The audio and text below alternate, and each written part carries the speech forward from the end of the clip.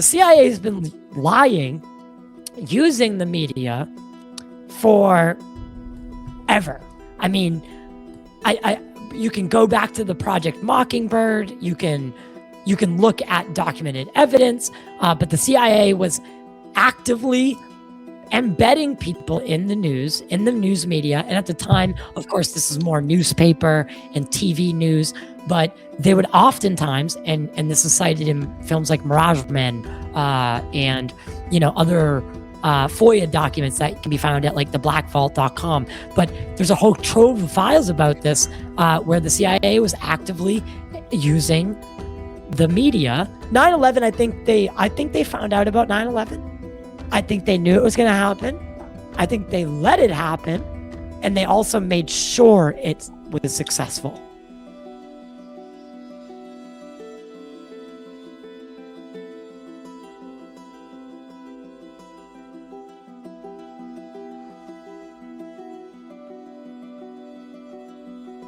Greetings, humans. Today on Dave's Multiverse, I'm excited to welcome Ty Roberts, host of the Total Disclosure podcast. He's a journalist and filmmaker from the Boston area. Ty launched his show in 2021 after his own profound experience that I'm hoping we'll hear about today that ties into a childhood UFO sighting of a disc-shaped craft. Total Disclosure delivers uncensored case file style deep dives into UFOs, UAPs, government secrecy, whistleblower accounts, and unexplained phenomenon through expert interviews and firsthand stories. It's become a go-to platform for anyone chasing real answers beyond the official narrative. I'm particularly excited about this because I knew Ty and I would be friends because he's got the same poster I do. Can you flip that for us real quick? Boom.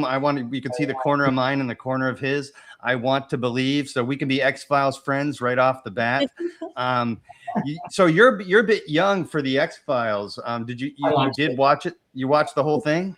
Yeah, my mother was a huge fan. Okay, perfect. She's a huge part of you'll see that she's a huge kind of linchpin to why I do what I do. Okay. Yeah, she's a huge fan of shows like X-Files, Supernatural, and she got me into all that stuff. Yeah. Perfect. Yeah, with the X-Files, I watched it. I saw like a lot of it as it was airing, but this was back when you had to be home at Sunday at 10 p.m. Nova Scotia time to watch it right after The Simpsons and Family Guy. So you didn't always get to see it. Sometimes you had just go to bed early because of school or whatever, or shit going on. But I bought all, I think it's 9 seasons. Yeah. And then they came out with a 10th and an 11th, I believe. But I bought all 9 seasons, on compressed discs from, I'll call him an Iraqi guy in Iraq, selling stuff off the side of the road. And I watched every single episode, every day over and over again while I was in Iraq. And it became sort of my favorite show. I guess I'll open with this. So yeah, I was a medic in the Army for 8 years. Yeah.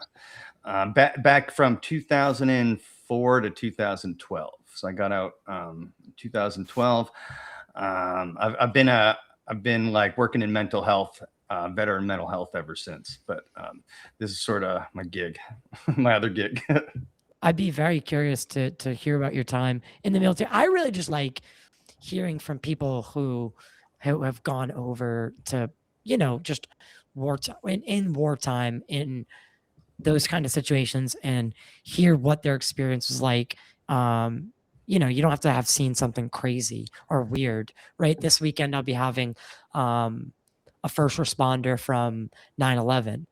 He responded to the Pentagon, though. And, unfortunately, I hate to say unfortunately, but the episode is a little bit conspiratorial because he doesn't think everything's as it was. And that's a haunting thought from a firefighter who responded. I don't think everything was as it was either. Well, because I just also did an episode with Patricia Casaza, and her husband was on the 105th floor of the World Trade Center. Jesus. And she famously, they're known as the Jersey Girls, and they were the ones who pressured the government because they lost their husbands on 9/11 in the North Tower, 105th floor, and the government wasn't going to investigate like anything further than what was being said. And I don't know if you tracked how it was said, but you have to remember, like one of the first people to suggest that it was that it was who they said it was a Fox News anchor who kind of passively said it was like, what is this terrorism? Was this Osama bin Laden? Was this, and he kind of says it like that. And then from there it spiraled. Yeah. And it just became that this was Afghanistan and Iraq and it was always never really the whole truth. And maybe even if it is the whole truth, like a partial truth, there's definitely more to the story. And I think, and at least in my opinion, from what I've talked to and spoken to, I hate to start on this note, but I don't care. We can start wherever you want. What I think, because I think it's one of the earliest memories most people have of when there was a pre-world and a post-world. Yes, exactly. Right?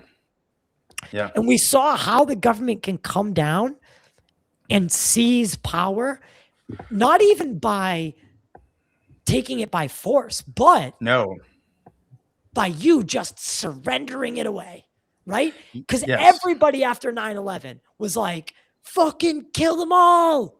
Yeah, take my freedom. Take all my, sign that Patriot Act. Let's go.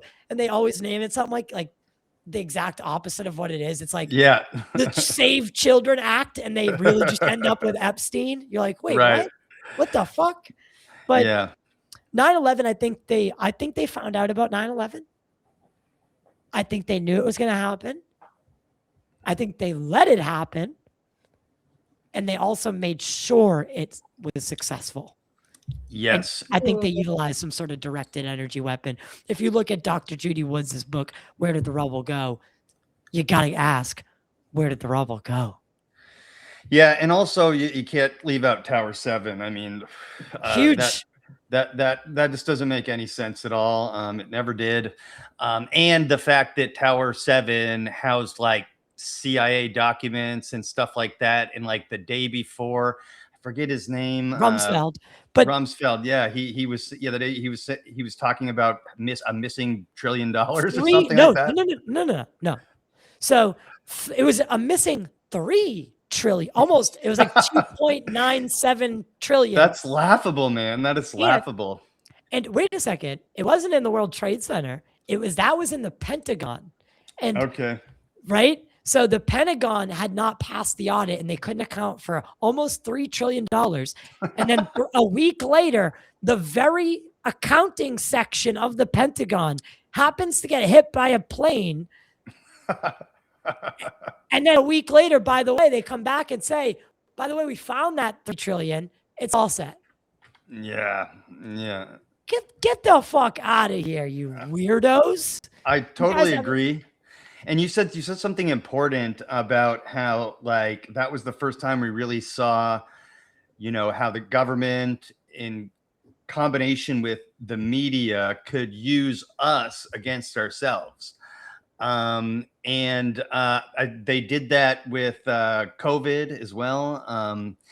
And it was, like in order to have a war or in order to like control everyone in the way they did during COVID, you need like at least 50% of the people on like totally agreeing with the narrative, right? Yeah. Otherwise you can't like, spend a blank check on war. You know what I mean? Yeah. When was the last time Congress approved a war? I don't even know. I know they didn't approve this one that we're in right now. No. Did they approve Iraq and Afghanistan? Absolutely not. Yeah. So but it's for our protection. It's for our safety, right? Yeah, because they're actually not declaring war.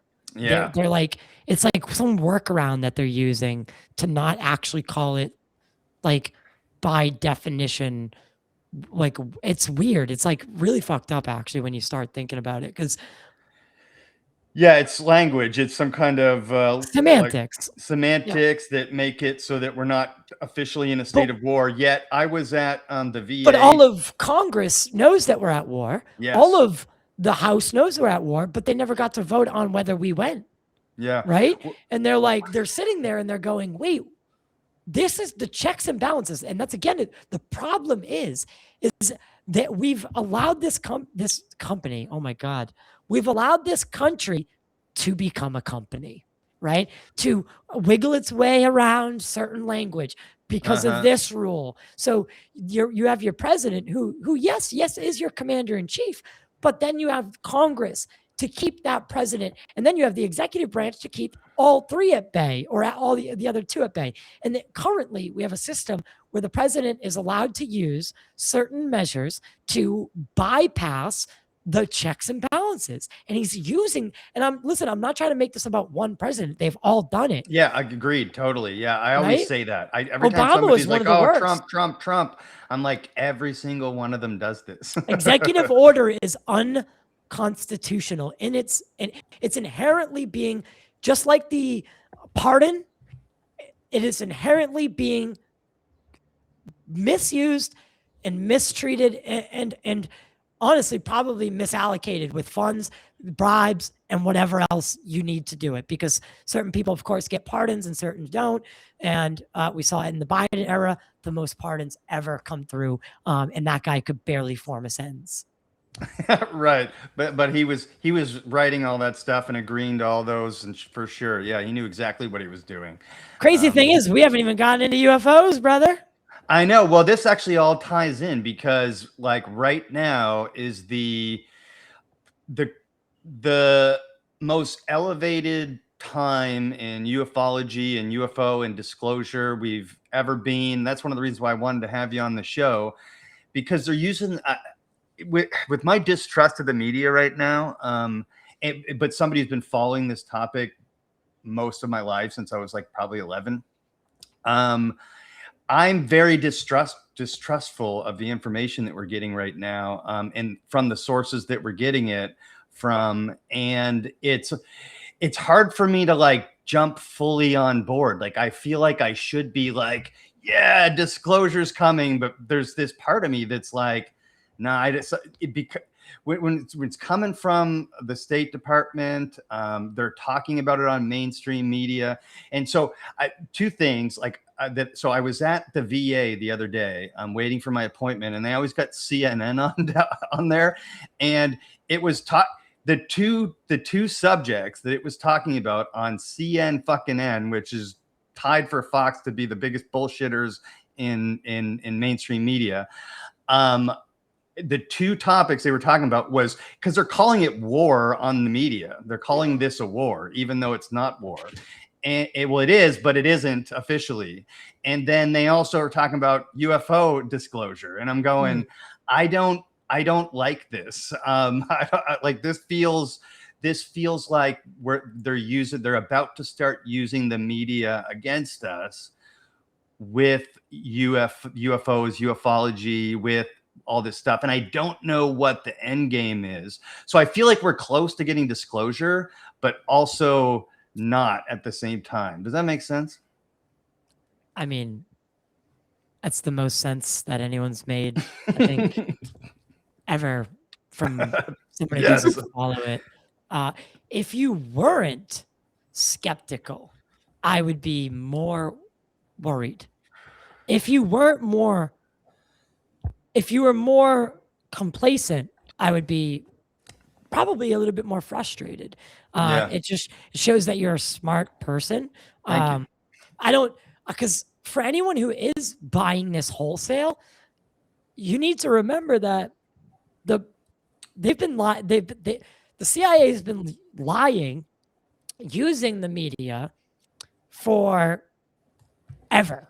I mean, you can go back to the Project Mockingbird. You can look at documented evidence, but the CIA was actively embedding people in the news media. And at the time, of course, this is more newspaper and TV news, but they would oftentimes, and this is cited in films like Mirage Men, and other FOIA documents that can be found at like theblackvault.com. But there's a whole trove of files about this, where the CIA was actively using the media to either. So essentially, what would happen is if you wanted to keep your access, and if you wanted to keep getting, the scoop from the government when it came to certain things,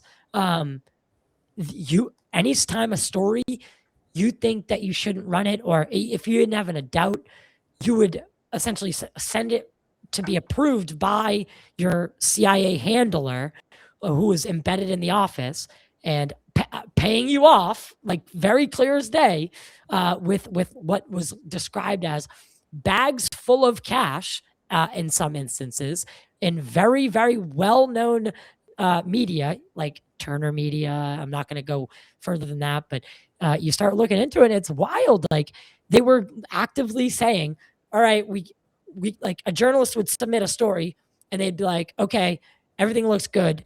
Everything looks, and the journalist would be like, okay, like, it looks like we're going to print. And then right before we go to print, the editor would just come down and be like, yeah, we're not running the story. And it's like, why? They couldn't figure out why.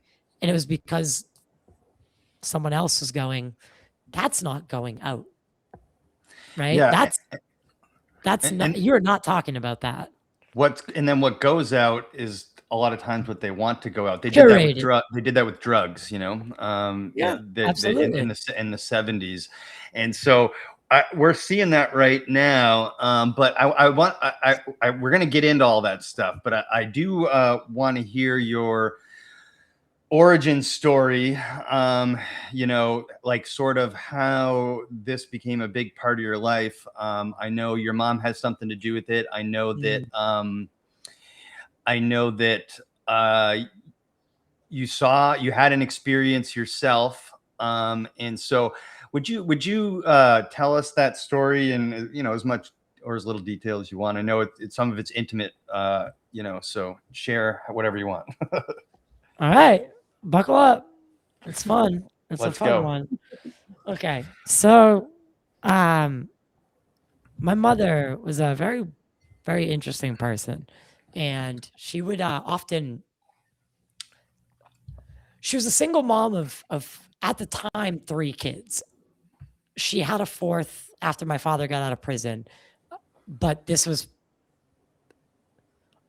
prior to that. So Okay. Just 3 kids at the time. And we're all going to school, and I would wake up, and just every once in a while she would ask one of the kids, hey, do you want to stay home today? Right? She was just one of those people. Like, it wasn't that she was like, hey, skip school. No, she was just like, hey, you want to take the day off and hang out with me? Like, it wasn't that sounds negligent. badass. It was awesome. No one asked any fucking questions. We were like, hell yeah.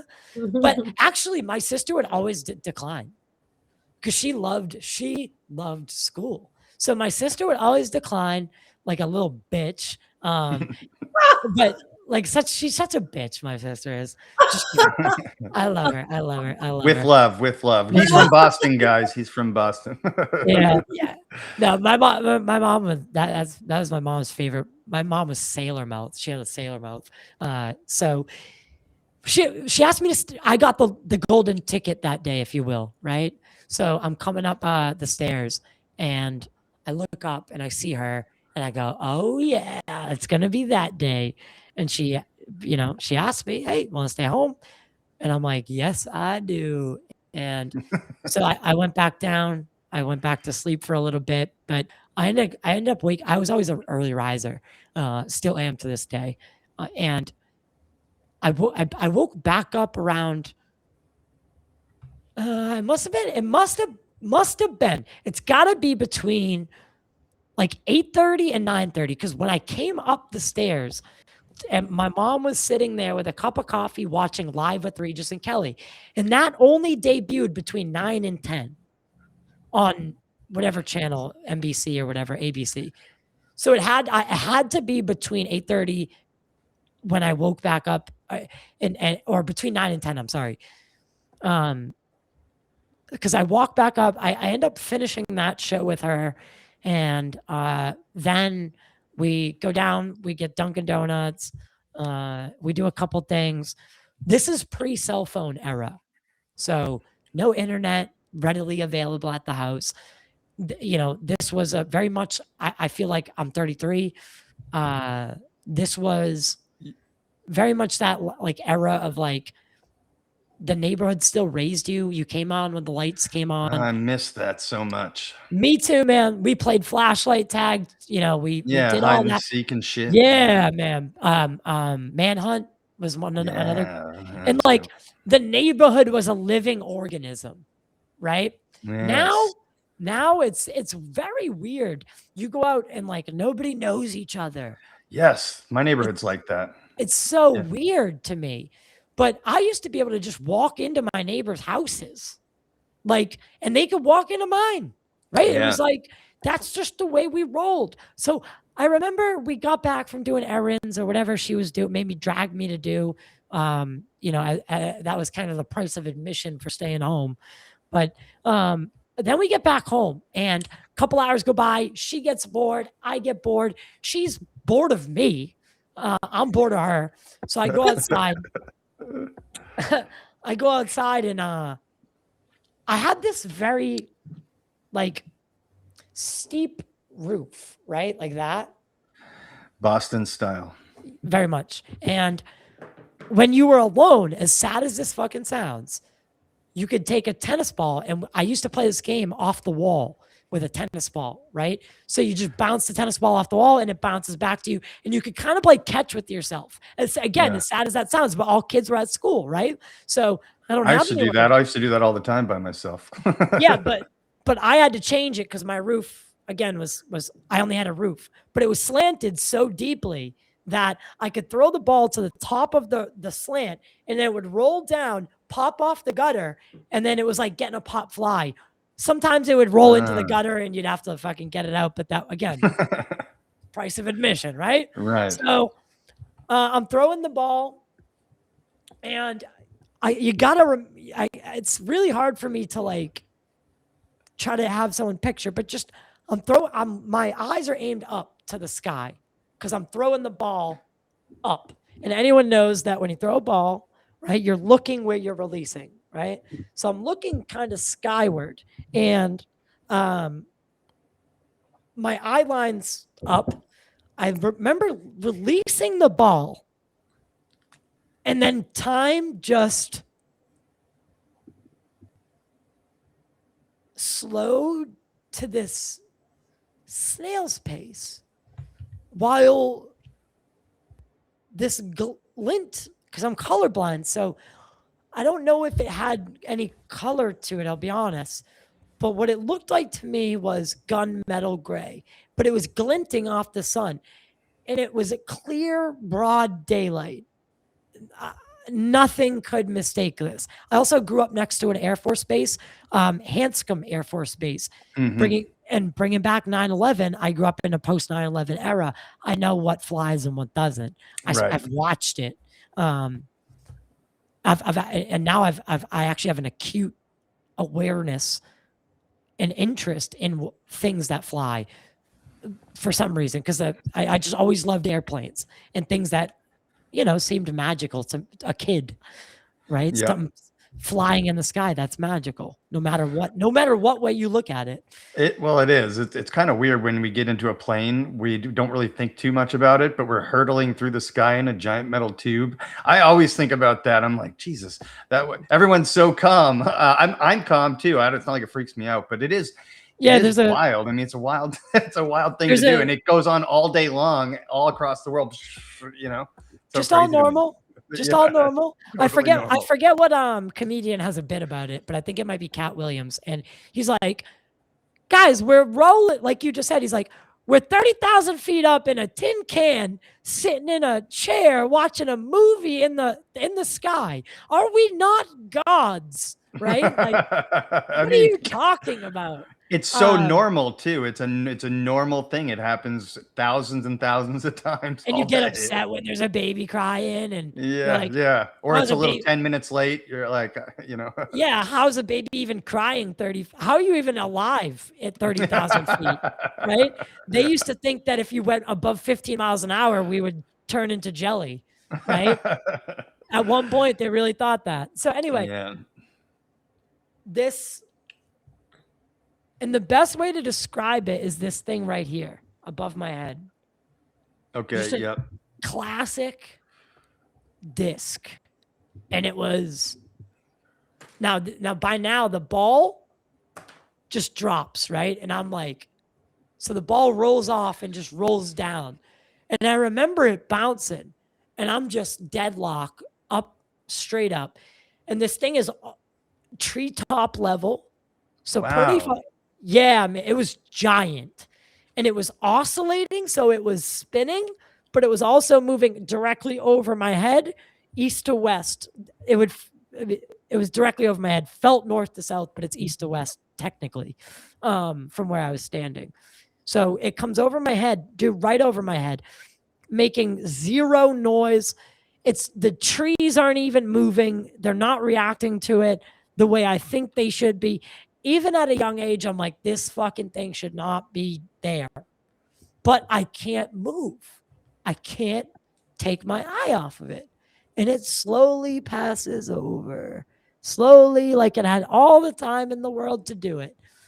And I had all the time in the world to watch it, because I must have, again, I can't tell you whether 1 minute or 15 have passed. Yeah, you mentioned like a little bit of time distortion. Yeah, very much. Very much so. Like, you know that feeling of like when you daze out? Mm-hmm. It's like that, but times 20. Mm. It's like the most extreme version of that, of daydreaming, because I was so locked on that if this thing had writing on it or an American flag, I would have seen it, and I would have been able to read it if it was there. Mm. But it had nothing. All it had was these God, I wish I had something to draw with. So if it's a circle like this, it had these other 3 circles that made a triangle if you were to.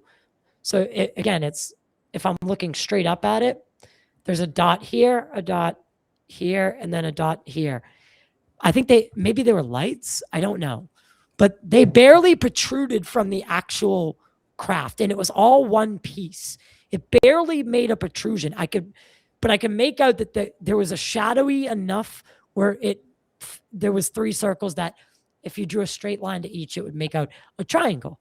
Now, in hindsight, looking back, that is the classic UFO that I'm describing. Now, at the time I'm seeing it, I have no reference point for what a UFO is or what this craft is. That's what I was going to ask. Like, did you have any context? No. My mom hadn't introduced me to anything like this yet. I was so young.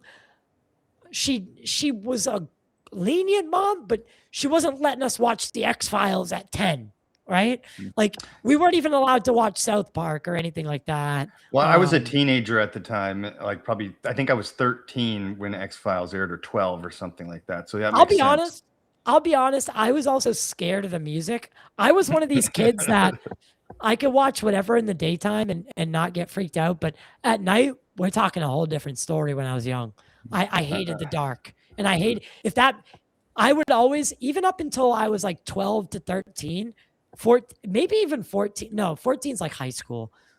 I would say 12 to 13. When I was just getting to high school, I would still watch the Disney Channel at night, because they were like adult shows, but not kid shows, but they were still kid shows, but I could fall asleep to it. And still to this day, I don't watch Disney, but I watch like Brooklyn Nine-Nine or Parks and Rec to fall asleep.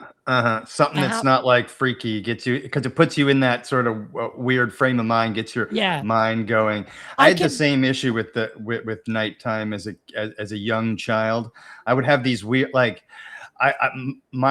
imagination would just start going bananas some nights, and I couldn't sleep at all. And I had all these questions about like the universe and space and like shit like that. And I didn't know what to do with it. So most of the time I just lay awake, like freaking myself out all night. So, but I didn't have any like, I don't think it was related to the shows we watched. We'd usually be watching like Star Trek. My dad would always watch Star Trek. No, my dad did watch a lot of creepy shit. Like he showed me Terminator when I was like 5. So maybe it's his fault. Yeah, that could be a part of it. Yeah. Well, the original Terminator's scary as fuck. It's barely even a sci-fi movie. It's more of a horror movie. Yeah, I honestly think it's the best one in the whole series. The second one is so good, but yeah, the first one has its own. First charm. one obviously has its charms because it's the first one. But anyway, so I lose sight of this thing over my head, and as soon as it passes, I come out of this like daze, and I run to the backyard because I'm like, I gotta see this thing again. And by the time I run around to the backyard, either I lose it in the canopy of trees or it blinks off. I don't know. I didn't see it. I can't tell you, but it was no longer where I could see it. And for a craft this large to have disappeared that quick at any speed, at any rate, I mean, doesn't really add up to me. So that really threw me for a loop. And then I run inside and my mom is on the couch and I'm out of breath. I can't get the words out. I'm stumbling over everything. Mom, I just saw. She stops me. And probably one of the most respectful things or one of the most endearing qualities that I would say that my mother had and bestowed upon her children was the fact that she didn't tell me what I didn't or did see. She didn't say, honey, you saw a plane.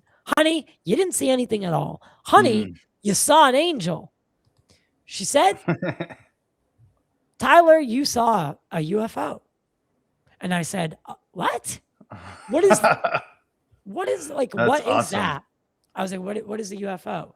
And that she literally, I remember her sitting me down and telling me that we didn't have all the answers and that the universe was a very large place.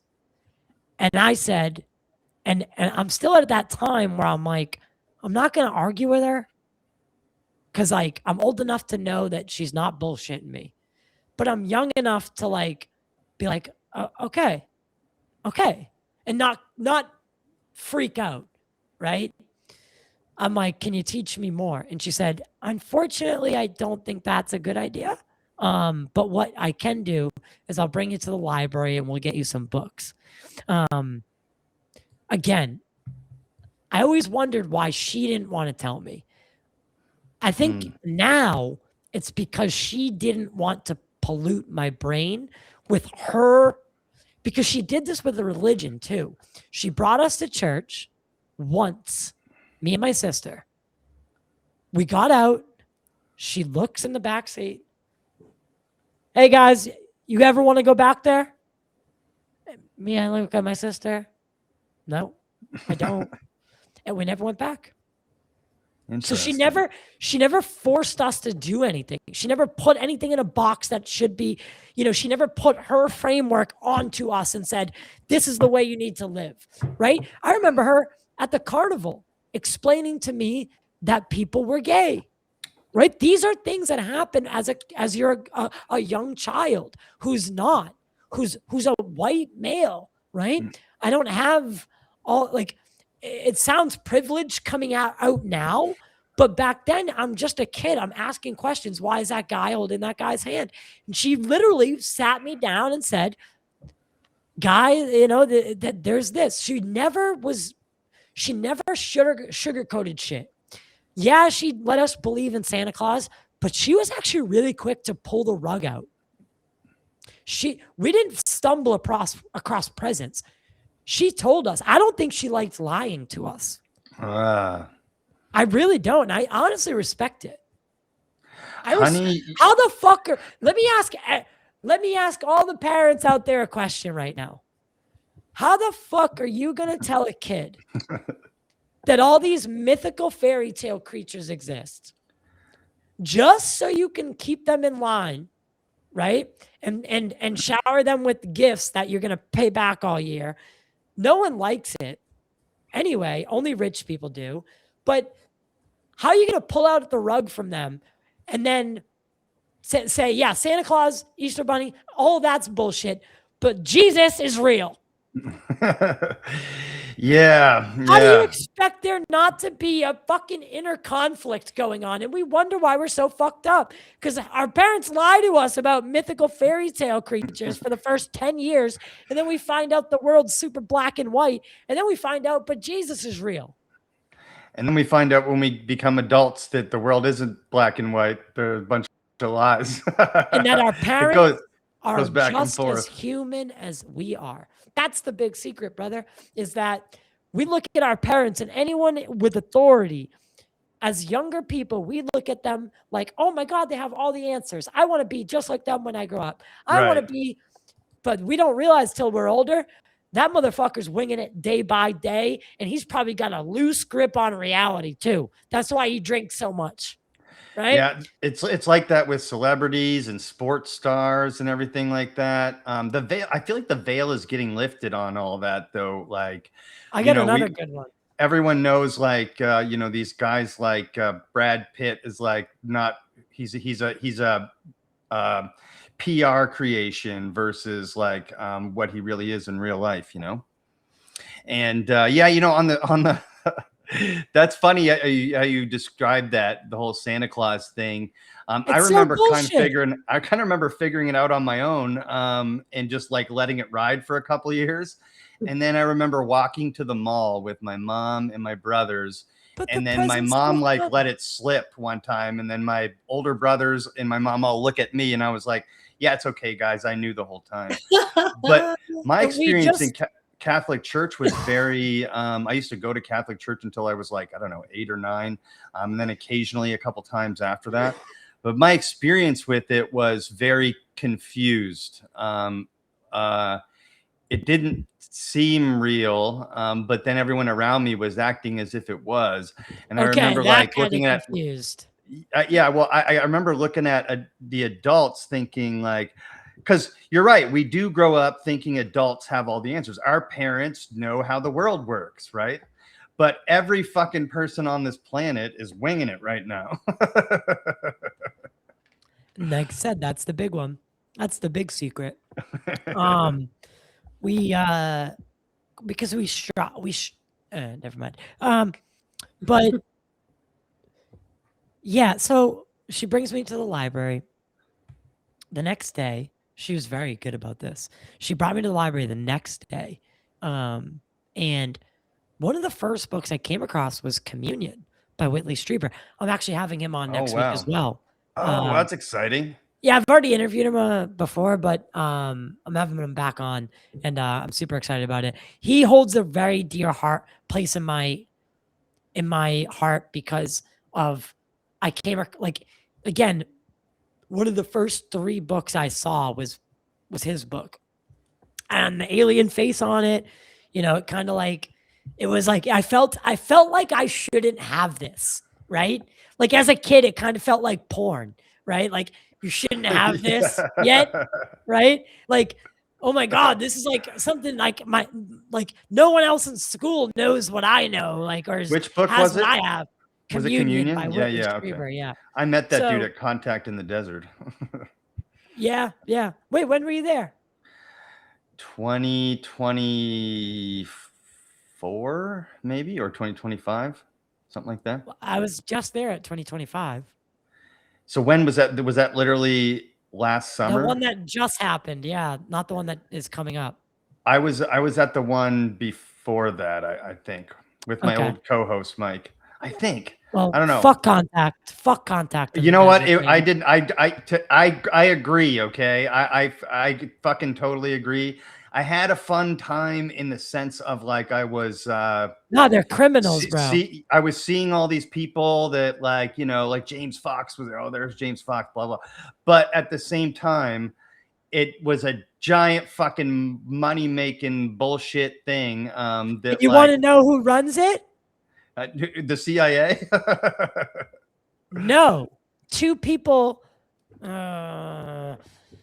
I shouldn't say this. I don't want to get you hurt. I don't mind. You can say it. Here's the thing. I actually went to the original Contact in the Desert without even in the Joshua realizing tree, it. right? Without realizing it, though. This is a weird story. I was with my ex-girlfriend. We used to go to Joshua Tree. I'd bring my telescope. We'd camp, you know, that kind of thing. And one time we went there, and there was no camping available. Like when you go to Joshua Tree to camp, like you don't reserve a campsite. You just kind of have to show up, and whatever's available is available. And there wasn't anything available. So we found a campsite right on the outside, a campground right on the outside of the actual park. It was maybe like 10 minutes from the park. And there was a whole UFO festival going on there. I was like, holy shit, this is cool. And I was like talking to people. There was presentations and stuff, but we were only staying there for like one night, and then we had to go somewhere else the next day. So I did, and this was in 2014. So that was the original. God. That was the original Contact in the Desert. But I didn't know that until I went to Contact in the Desert 2 years ago. And I was like, wait a second. This is fucking. I went to this. I went to the original ones, and then I did a bunch of research on the festival or whatever. Because it started off as this UFO festival. It started off, Tyler or Ty, as like a legit thing, I know. as a legit thing. But now it's not. That's what I picked up. Well, the guy that Captain Ron, the guy who bought it, he's a great guy, but his partner has been investigated by the IRS for fraud. And then there's a subsidiary, that they're called Pursuing X, and they do all the like video on demand stuff for Contact. And they represent a bunch of the quote. This is the part that they represent a bunch of the talent. And I'm talking about guys like James Fox, Ryan Sprague, who's a friend, but all these people were using Pursuing X to like get them on podcasts. Like they were acting as agents. They were acting, right? The two people that are running Pursuing X have been committed. They both spent time in prison. It's a husband and wife. They spent time in prison for security after an investigation by the SEC found them guilty of security fraud. And these are the people we are letting gatekeep who gets access to the biggest conference in the fucking world. And that's where you talked about the networking aspect. The disclosure movement has been concocted, grappled, and reeled in by a group of charlatans who seek to essentially monetize the pursuit of truth. Yeah, exactly. You can't do that.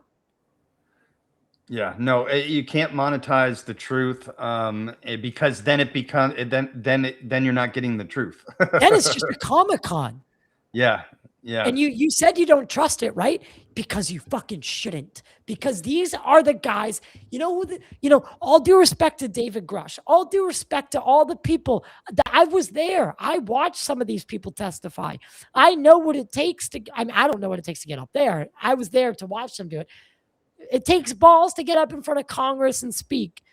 But all of these guys are Dobser approved, meaning they went through DOD pre-publication to get what they are talking about approved. That is not a fucking whistleblower. Stop using that word. That is a controlled disclosure. Call it what it is. They're witnesses. They are not whistleblowers. Someone who blows it with whether we like him or not. I'm sorry, I'm on a rant here. You can rant away. This is great. Like him or not, Edward Snowden is a whistleblower. Yes. Right? He exposed a larger problem inside where everyday people didn't know that this was happening, right? And he now lives in the former Soviet Union. He lives in Russia. You know, the guy had to leave the country, and you can call him a traitor. Some people, we have that liberty though, and he did what he did, and he's paying his consequences. Is the world better knowing that they are in fact spying on us using our devices? I think so. Does it change that they're doing it? No. But at least it's the truth, and at least it came from an uncurated source. Bingo. And the DOD is approving these guys' statements and books and all this bullshit. And that, to me, I'm sorry, it's not a whistleblower. You are important. You are. But you are also a mouthpiece. And most of these guys want to work in government still. They want to contract. Lou Elizondo still holds contracts with the government. How can we trust what you're saying when it comes to truth and transparency, when you're so concerned with national security that you're not willing to do what needs to be done? Yeah. And in this climate, a lot of people with this whole 11 scientists, engineers, and not just scientists anyway. They're saying scientists, but in this whole climate of people getting disappeared, I can kind of see why. But at the same time, it takes away from, my trust of the information that we get. Did you say you went to the some of these hearings, like in person? I was invited to all of them actually, but Tim Burchett is a good friend of mine. I just spoke with Burleson on the phone the other day. These guys are friends of mine, and but again, they're members of Congress. I know who I'm dealing with, right? And I know they have a job to do. I know I can. The way I see it is, because I walked after one of the hearings. I walked. Do you know who Bob Salas is? No, I don't think so. Maybe. Well, you probably do. Refresh me. So, at Malmstrom Air Force Base in 1967, on a cold March evening, Mr. Salas was what a launch control officer is. So the guy that they always see you. Oh yeah, I know this guy. Yeah. The key turners for the nukes. Correct. Yeah, I'm sure it doesn't work quite exactly like that, but yeah. No, it does. It does. That's hilarious. So no, there's two people, and the reason that they have to have two people is because obviously one you're in a capsule 20 stories into the ground. I don't know how deep it was. Or 300 feet into the ground, and you're there for 24 hours at a time. People go crazy, right? But the people that work down there they're on what's called the PRP, personal reliability program, and they have to report when they take Tylenol, right? Anything that alters their consciousness, they have to be up front and say, I took this, whatever. So Salas is down in the capsule one night. It's in March of 1967. What if history isn't linear? What if civilizations rise and fall again and again? Discover the shocking truth in Deja Vu, Has Everything Already Been? By my friend Alexander Cheshkovich. Grab your copy now on Amazon. The link is in the description below. And subscribe to Dave's Multiverse on YouTube, Spotify, and Rumble today so you don't miss a thing. So, it's the morning of March 1967.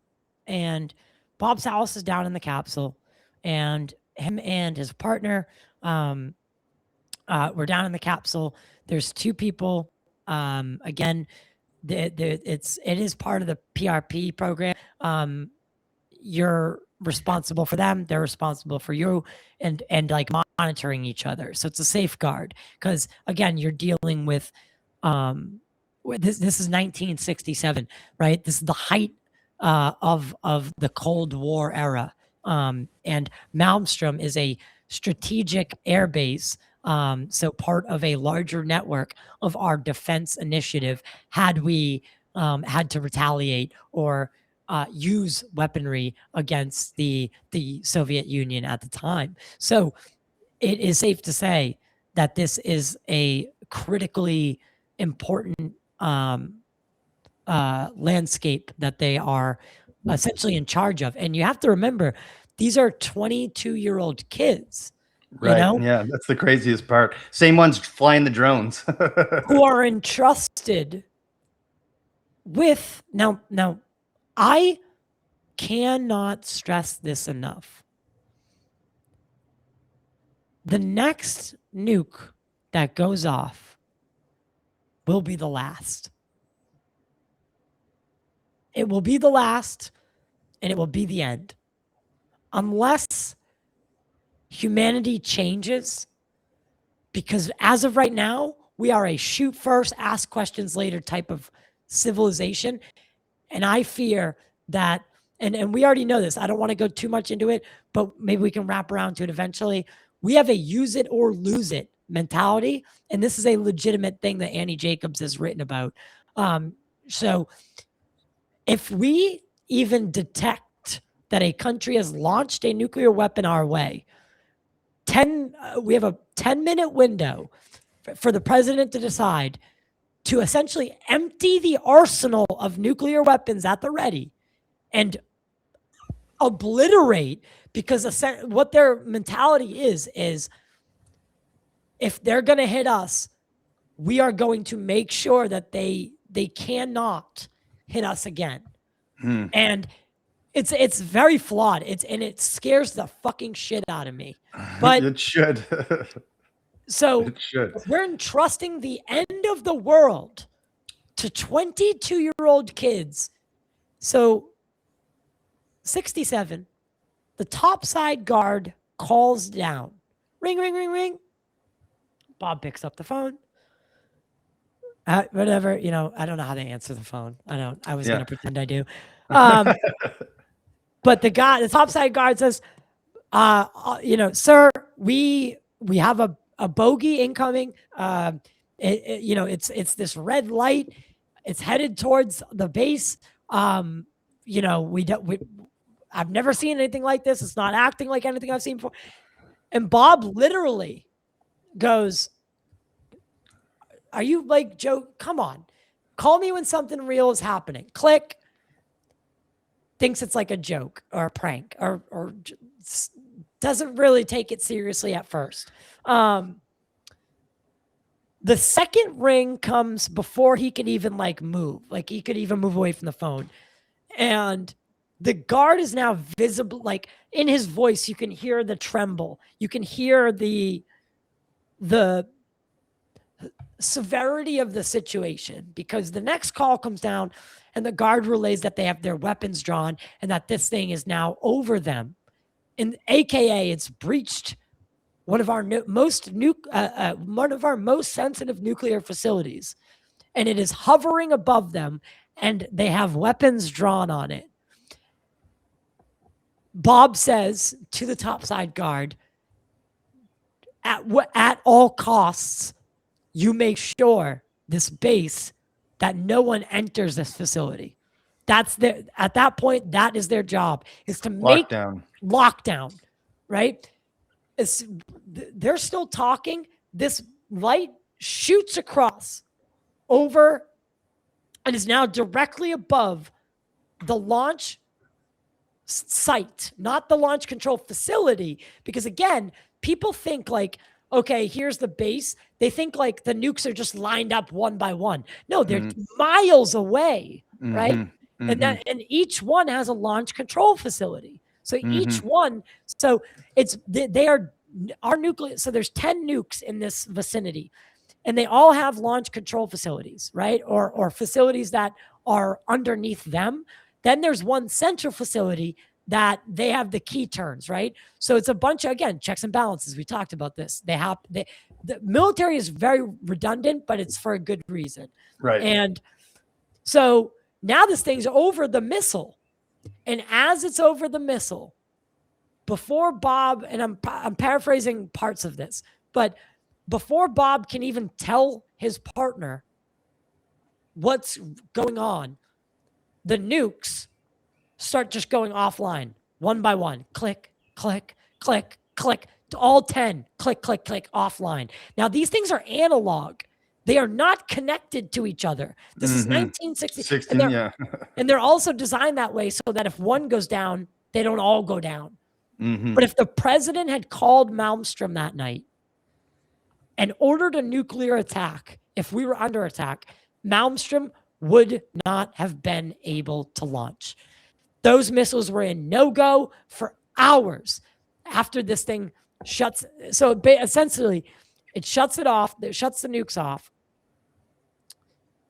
And then a couple minutes, I think, go by, and then it shoots off.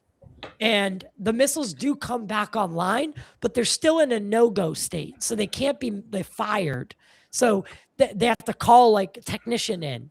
And, I could be getting, I think I might, maybe the timing is a little bit off on this is kind of now hindsight looking back, but it's not pertinent. Yeah. So essentially, I asked Bob, what could this been a readiness thing? Could they have been testing you? What? Just firmly, no. This was not a test. They would have told us eventually if we passed. We didn't pass, by the way, because our nukes were offline. Nothing. They would not perform. Again, going back to the military, one thing they are not is it's safety first. Like practice and repetition, right? And again, we're dealing with the most sensitive weapons on the planet. They're not just going to run a test and then keep you in the dark about it. So no, not with those, not at all. And then go through the facade of like bringing a tech in to work and bring the nukes back online. Like it didn't make sense. But anyway, when the craft flies off, the nukes do come back to some degree into like some, limbo state. They're not on, but they're not off. So the thing didn't destroy the weapons. It simply flicked them on and off. And I asked Bob in hindsight, what do you think that meant? And he said, without missing a beat, it was a warning. You might think these are your most deadly weapons or these things are your most sophisticated, but at any moment, we will be here and we can shut them off just like that. We find out then Bob goes on this little hunt. Turns out that this has happened at 7 to 8 other nuclear facilities. Right. And one was in, George Knapp brought the files back, one that was in modern day Ukraine, former Soviet Union, where they didn't turn the weapons off, they armed them. And they let the Soviet launch controllers think that they were about to start World War III. Imagine the anxiety watching a nuke turn on and go into a countdown and you didn't press the fucking button. Right, because you could be blamed for being responsible for World War III or the end. Blamed? You wouldn't even be blamed because there'd be nothing to blame. It'd be nothing. Yeah, because we'd fire right back, and yeah. There would be no history book. There would be no one to tell the story. Man, you would be the person that ended the world. But then, what I garner from that, and what Bob said too, it was a warning. I said, a warning, like, what do you mean? And he's like, again, it was like the adult taking the match out of the child's hand, right? It was them. They're not destroying the weapons. They're just showing us what they're really capable of. And with the United States, they just let us know that they could take them. But in the Soviet Union, they flicked them on because they wanted to know. You could argue that the Soviet Union was the aggressor in the Cold War, right? You could argue that. So they took a more aggressive stance, is what that sounds like to me. They showed them the consequences of what it could look like. They showed us simply, hey, we could take these fucking things from you at any moment. That's what I garner. Yeah, and now that you tell the story, I do know that story, but I forget all the details. So like, 50 I appreciate years. the recount. Well, Eh, one last thing. Yeah, go ahead. 50 years he's been telling, well, he's been out for 30 years, but it's been 50 years since the incident, right? He's been telling that story, and all he ever wanted to do was be taken seriously. Right. No one had ever given him the chance or audience until I came along. And I'm not stroking my ego here, but I went to the congressional hearing. This was the second one. And this is the one where Elizondo testified. And Mace chaired it. And I had a meeting. Can you see you in the hearing? Or you? Yeah, you can see. Yeah. You that's awesome, man. I don't know why. That makes me happy. So, after that hearing, I had a meeting with Nancy Mace, the lady who chaired the whole thing, and no shit. And everyone was like, "How the fuck did you do this? Like, because they think I'm nobody, right? Like all the bigwigs that were there, they couldn't get a meeting with her. How did I do it? It's because I'm good, right? I'm good at what I do. I'm not going to tell you how I got that meeting, but I got it. I was 9 o'clock meeting. That lady, say what you want about her. She had chaired that hearing, and then she was still doing meetings, and I had my meeting with her at 9, and it lasted till 10. And I was going to interview her. The whole plan was I was going to interview her about the hearing. I met Bob at the hearing. It was the first time I had interviewed him remotely, but I met him in person at the hearing. And the idea just kind of came to me. And I said, Bob, how would you like to brief a sitting member of Congress? And I want to fast forward to after he briefs her. Because, again, he gave me a hug, and it's a very personal, intimate thing. But I watched him cry because in the 30 years he's been doing this, no one's ever, like, I put my ego aside to further the cause. I didn't monetize it, right? I didn't gatekeep it. I didn't gatekeep the meeting. I saw an opportunity and we fucking took it. And now he got to brief a sitting member of Congress. And I've then gone on and he's now briefed several members of Congress with my help. And I found my place. I found my path. Those selfless moments are what I live for. I facilitate stories on a daily basis, on a weekly basis. I do the podcast, but those are the moments that I live for. Doing something that transcends just me. And my mom set me on this path a long time ago, and I veered off of it. And then she fucking pushed me back onto it in her final moment on this earth. Yeah. And I read a little bit about that, but I wanted to, are you okay with sharing that with us? Yeah. If you want to go somewhere else first, it's fine. No, I because we kind of came a full circle back to your origin story anyway. That was the original question. Yeah. And so I feel like it's a good time to tell that, because Mom, you walked in, whatever, you're 8 years old or whatever, and your mom said you saw a UFO, which I think is so cool. Yeah, she was awesome.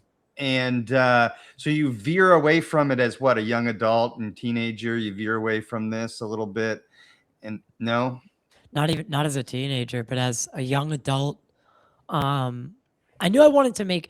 Ever since I remember I watched when I went to the first movie experience in the theater. it made me feel things like joy, laughter, sadness, like all these things that I had always repressed at home. I didn't. My father, before me and my father have a good relationship now, but he was in prison for a while and some shit. I don't. I'm not. I won't tell that stuff. It's. I understand. But it's not that I don't want to tell it. It's just it's not pertinent right now. But he was gone for a long time, right? And I don't think I ever will forgive him for that, because it was avoidable. And he left his wife with 3 kids to raise by herself. And, you know, I had walked in on my mom, and I had repressed this for a long time. But I walked in on my mom after she tried to kill herself. She tried to commit suicide. And any kid walking in on that is simply, I mean, my mom was a cool, down to earth, fucking rock solid, but she's also human. And I walked in on that, and luckily my uncle was close by, and I was shielded for most of it, but I repressed that for a long time. And I you know, oftentimes my father would gamble our money away, and we wouldn't have heat, and we'd have to boil water for showers. Like I wasn't desperate poor, but we had problems, right? Like my mom, my dad would drink himself into oblivion and just like fucking abuse, and it was bad. I never let anyone truly see it. I kept everyone at an arm's distance for a long. Only a few people knew the what truly was happening. Only a very few amount of people I ever let close, right? And I still struggle with that today, letting people in, because of just inherently I'm guarded. Yeah, that makes sense. Yeah. So rounding about ironically, the first ever podcast. So I knew I wanted to make movies. I experienced feelings in a movie that I'd never really experienced day-to-day life. And I was like, that's what I want to do. I want to be able to do that. How the fuck did that just make me feel those things? It's just a picture. So I remember saving up. I got my first camera, and I would just make these movies, and, you know, like shitty home movies, like with friend actors, and they were terrible. We made one movie. I'm sure they were awesome. Yeah, we made one called Rhonda, and it was about my sister's.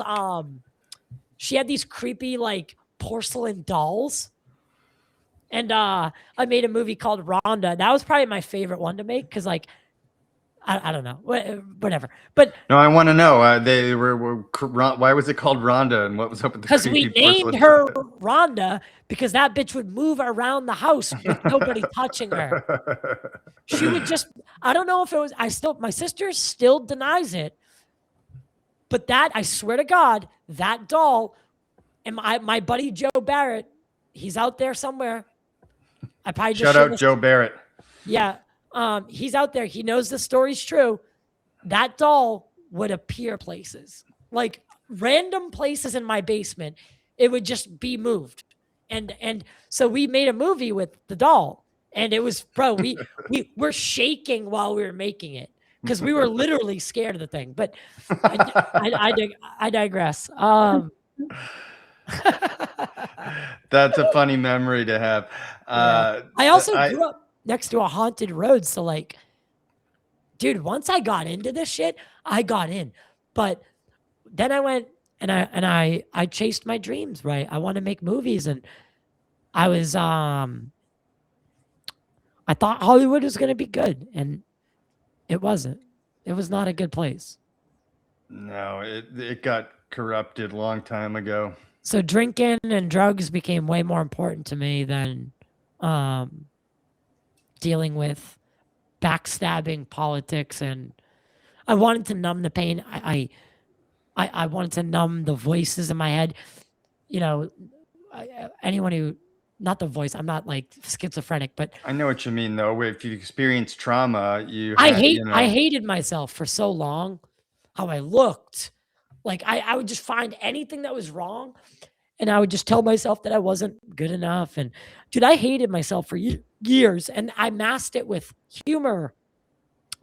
You know, I'm a shorter guy, so I had to be larger than life personality, class, you know, and I was always compensating or playing this character, playing this thing that what I thought the world wanted.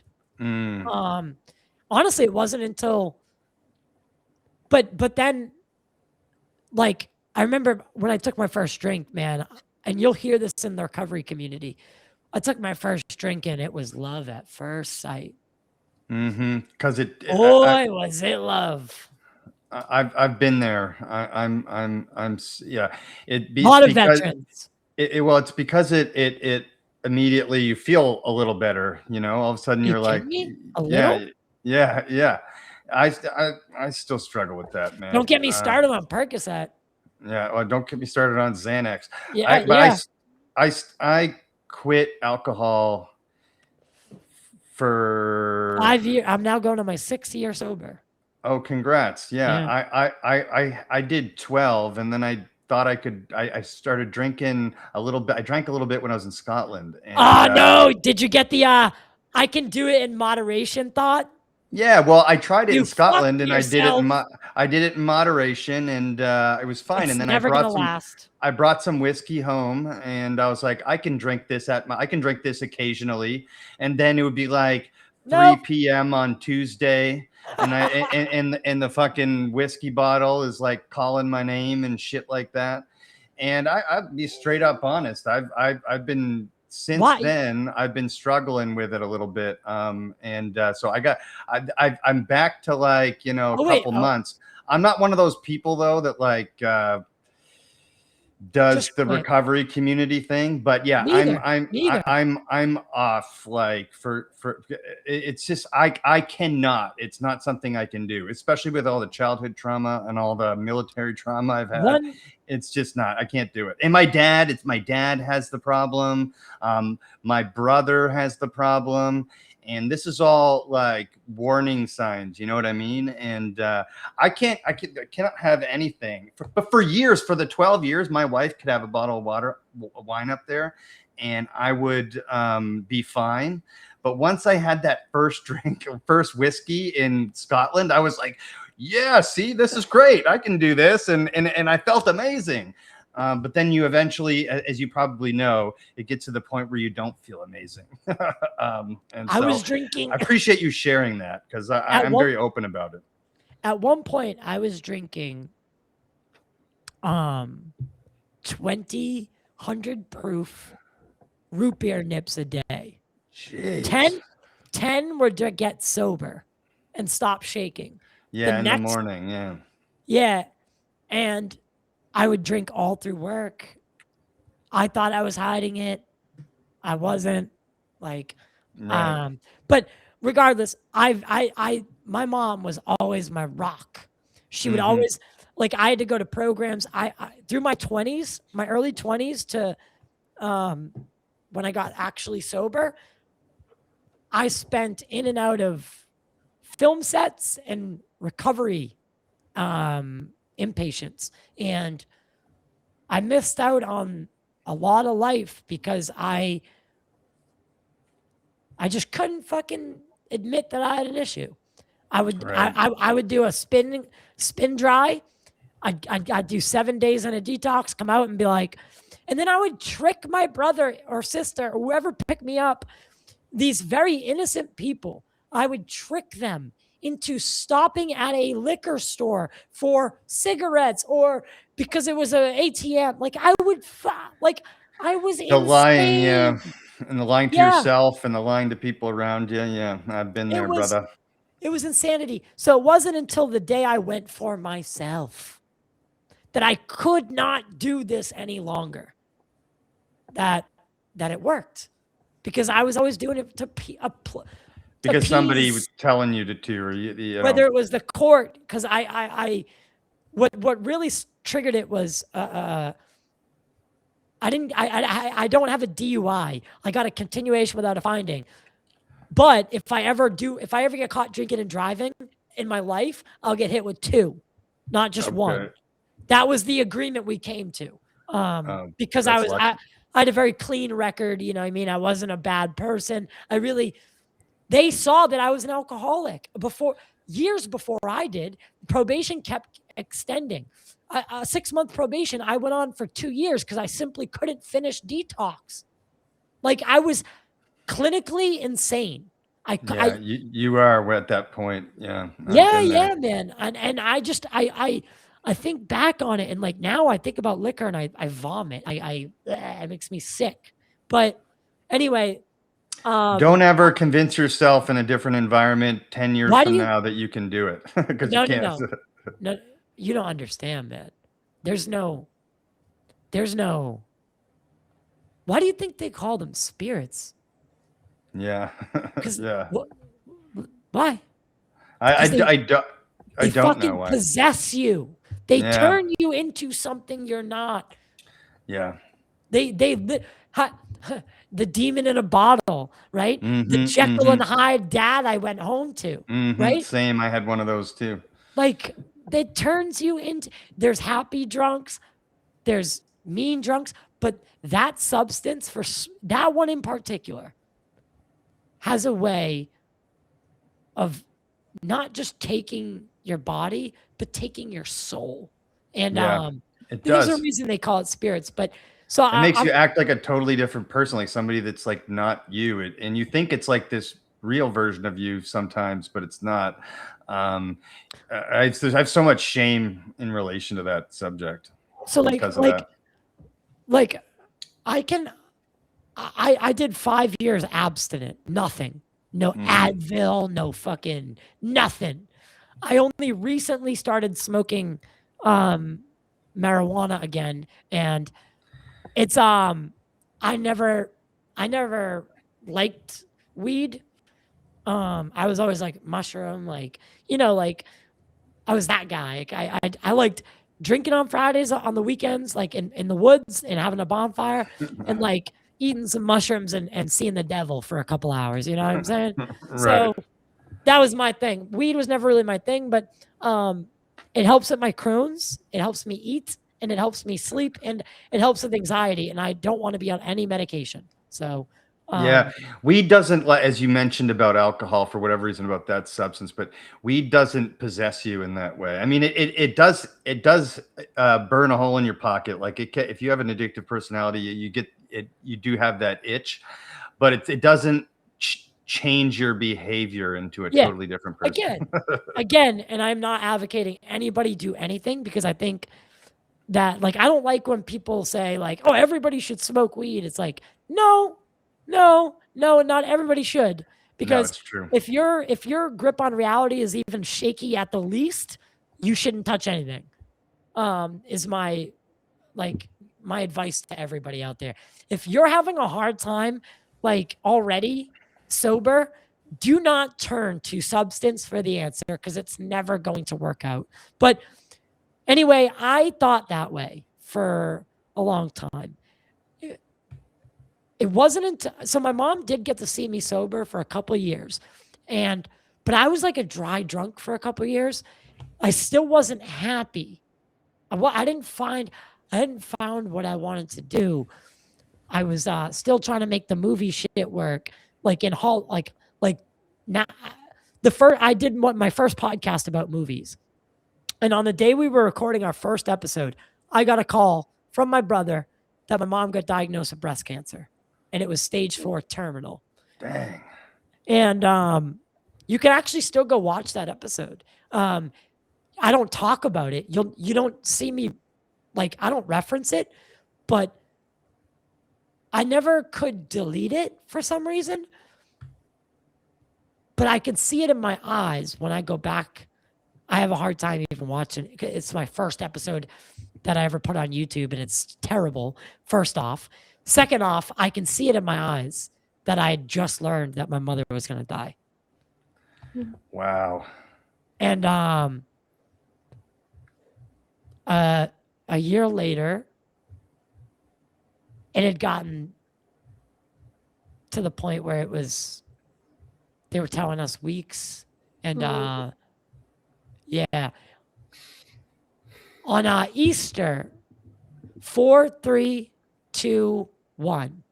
That's her death date, is Easter. It was the day before Easter in 2021, which was 4/3/2/1.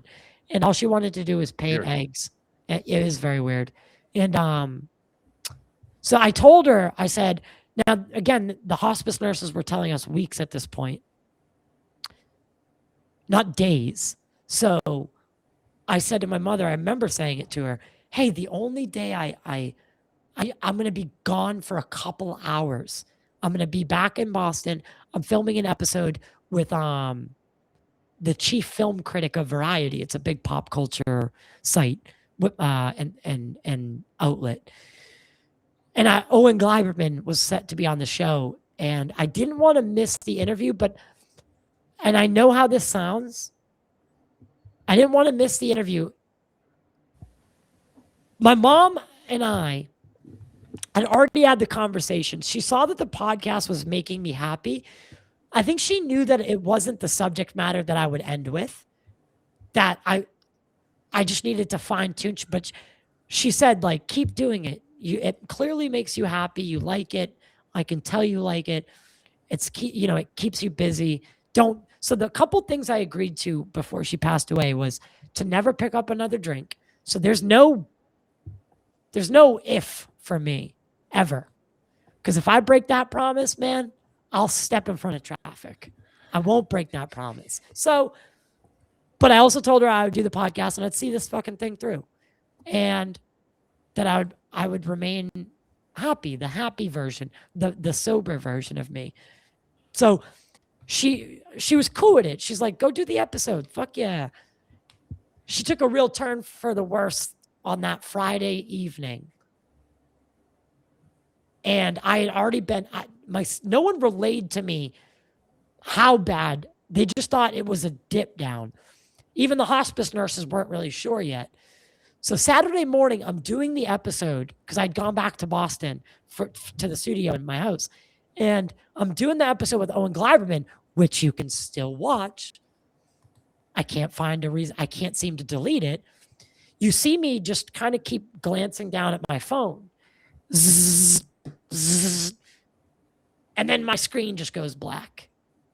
And I knew something was wrong when my sister called like 5 times. So I remember just texting my co-host, something's wrong, I'm out. Like, continue, don't continue, I don't give a fuck. I'm see you later. I gotta be out. I'm already like halfway into the car. And my sister calls again and I finally get hold of her again. And she's like, it's about to happen. And now my life is fucking shattering because it was weeks. The last time I had saw them, the night before. And now we're talking, it's now. And I'm 35 minutes out. So all I can say in my head, and this Uber driver, wherever you are out there, man, I owe that motherfucker. Because I'm like crying in the back. I'm a man, but I'm trying to like sobriety. I can't control my emotions all of a sudden. I don't really know what the fuck's happening. My mother's dying. Mm-hmm. And this dude just was like, and I had my dog, my service dog, Logan, and my she loved him so much. And so he was in my lap and I'm just like looking at the window saying, just wait. If you can, please just wait. If you can't, go. And just like do what you need to do. But if you can, wait. And bro, 35-minute ride, we were there in 17. And nice. That motherfucker drew. I don't remember. Again, it was kind of like that time with the disc. Things just started to slow down again. Right. It happens one more time. Because I end up getting to the house. I get inside the house. The hospice nurses get me up to date. My brothers and sisters start going in one by one because they take her off the pain meds enough so that she can be cognizant. Mm-hmm. By this time, they are sure today's the day. So now I shift into this mode. I can't quite explain it. I hope neither of you have experienced it yet. I'm not. I think about it, but no. Don't yet. No reason to. But next time you see your parents, give them a nice hug. Because when I sat in the room with my mother for that last time, It's okay, buddy. yeah, it's so We I remember appreciate you. I remember holding her hand, and it was like it was warmer than I had anticipated it being, because I don't know, I guess we associate death, coldness. So her and I speak as much as we can. That conversation's her and I. That's for us. But I'm in the room when she passes, and I have her hand in my hand. And my phone, again, fucking buzzes in my pocket. So I think we all make these little micro decisions all day, right? Like very nano choices, right? So it didn't matter what it was in my pocket. But it did take my attention for like a nanosecond. Like I had to make that decision, like cognizant, like, oh, my fucking thing's vibrating, but like, don't ignore it, right? Ignore it. But in the time I like barely glanced down at my pants and looked back up, she had passed. Wow. But now I'm off my track at this point still, right? I'm doing the podcast, but I'm not really loving it. It's becoming more like a job, and I'm not really but the conversation I had with her, I don't talk about it. But I can assure you that this was something that was meant for me in this way, that was meant to, because I look up and this ball of, have you ever looked down a highway on a hot day and seen that, like, Yep. Picture that in like a softball size.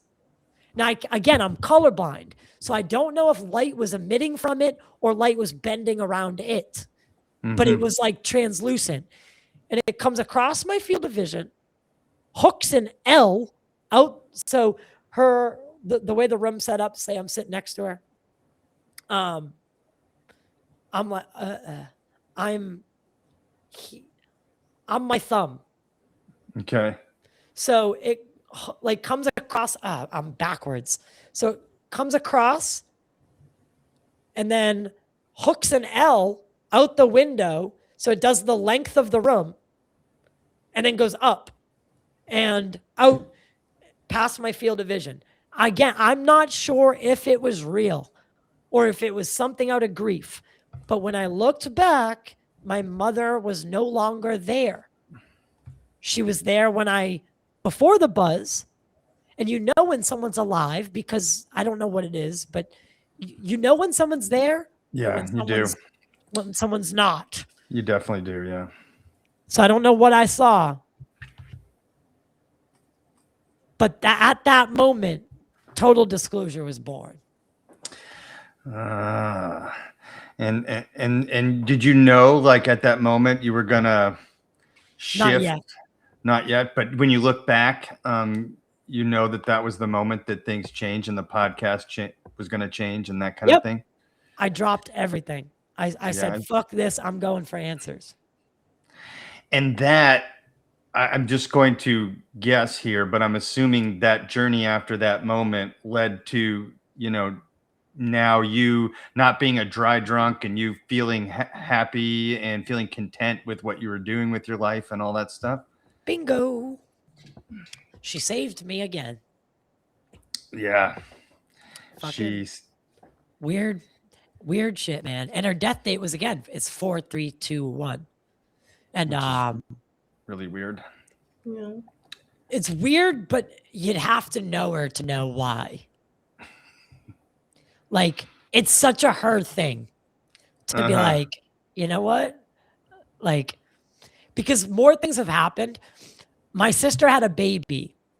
The baby is literally born within 24 hours of my mother's birthday. And my whole family is men, except my sister. And my sister has a girl.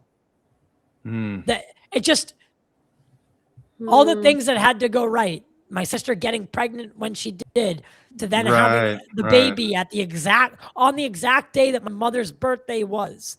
Right? It was almost like the gift that she gave us back. Your So, mother sounds like a very special woman and a very influential on your life. And it sounds like she, without you or maybe even her realizing it, maybe she did though, pushing you in this direction that you're in now. And now you're like making a difference in the fucking disclosure truth community. I mean, I think you are. That Robert Salas story that you told, and yeah, I know that. I know him. I've seen interviews with him. And this was during the time where like everyone who talked about UFOs, was mainstream wise a kook, right? And so he got put in that kook category. And the fact that you were able to, start getting his path to redemption and legitimizing his story, I think is super cool. And so we can thank your mom for that too. Yeah. Well, the thing about Bob too was the fact that 30 years, all he wanted to do was just be taken seriously, right? If a guy like Bob comes to you, right? This is an Air Force veteran, and not just a veteran. He was a launch control officer, right? He's like one of those people who had the weight of the world literally on his shoulders throughout the Cold War, right? Yeah, and like you said, like he wasn't allowed to take any drugs at all, even a Tylenol. He had the utmost security clearances. Yeah. And I've gone on to meet others like Captain Dave Shindelli. I actually interviewed at Contact in the Desert. I interviewed Dave Shindelli, who was at Minot, and the same thing happened in 1966, just barely 6 months before at Minot Air Force Base. And then Bob's at 67 in Malmstrom. And it's happened at Loring Air Force Base in Maine. I've talked to Mario Woods from Ellsworth Air Force Base. He was a military police. So we have all different, like they're different bases, but we have all different vantage points. People that were in the capsule, the military police that were above ground on the top. We have so many cases and so many witnesses that were strategically placed in various locations on the missile sites that we kind of have a full scope of like and they all say the same thing. A reddish orange orb appears and breaches the facility and then interacts with the nuclear weapons. And it's happened all over the world. This is not just a United States phenomenon.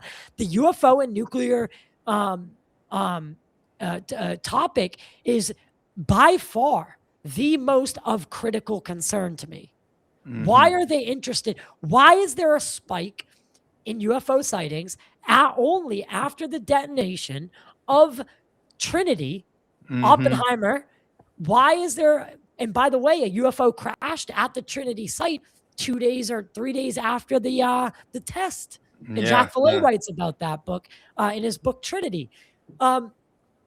Roswell Army Airfield, the only nuclear-equipped bomber squadron in the world at that time, just happens to have a UFO crash. What the fuck is going on? Yeah, I've been thinking about it for a long time. And like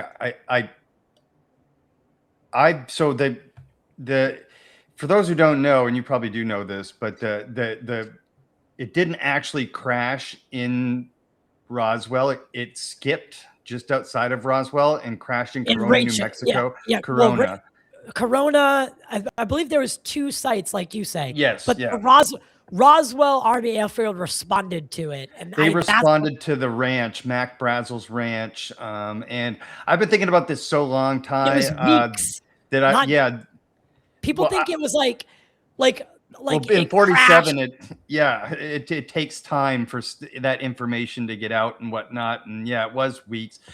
I went to Roswell, and then old guy at the campground that I was staying at outside of Roswell told me, hey, you're in the wrong spot, man. If you want to see the crash site, you got to fucking go to Corona. And I was like, what? So me and my buddy literally left that campground outside of Roswell, drove to Corona, crashed at a motel that night. And then we went out trying to find this fucking crash site where they had, I think it was the 1997 UFO festival they had there.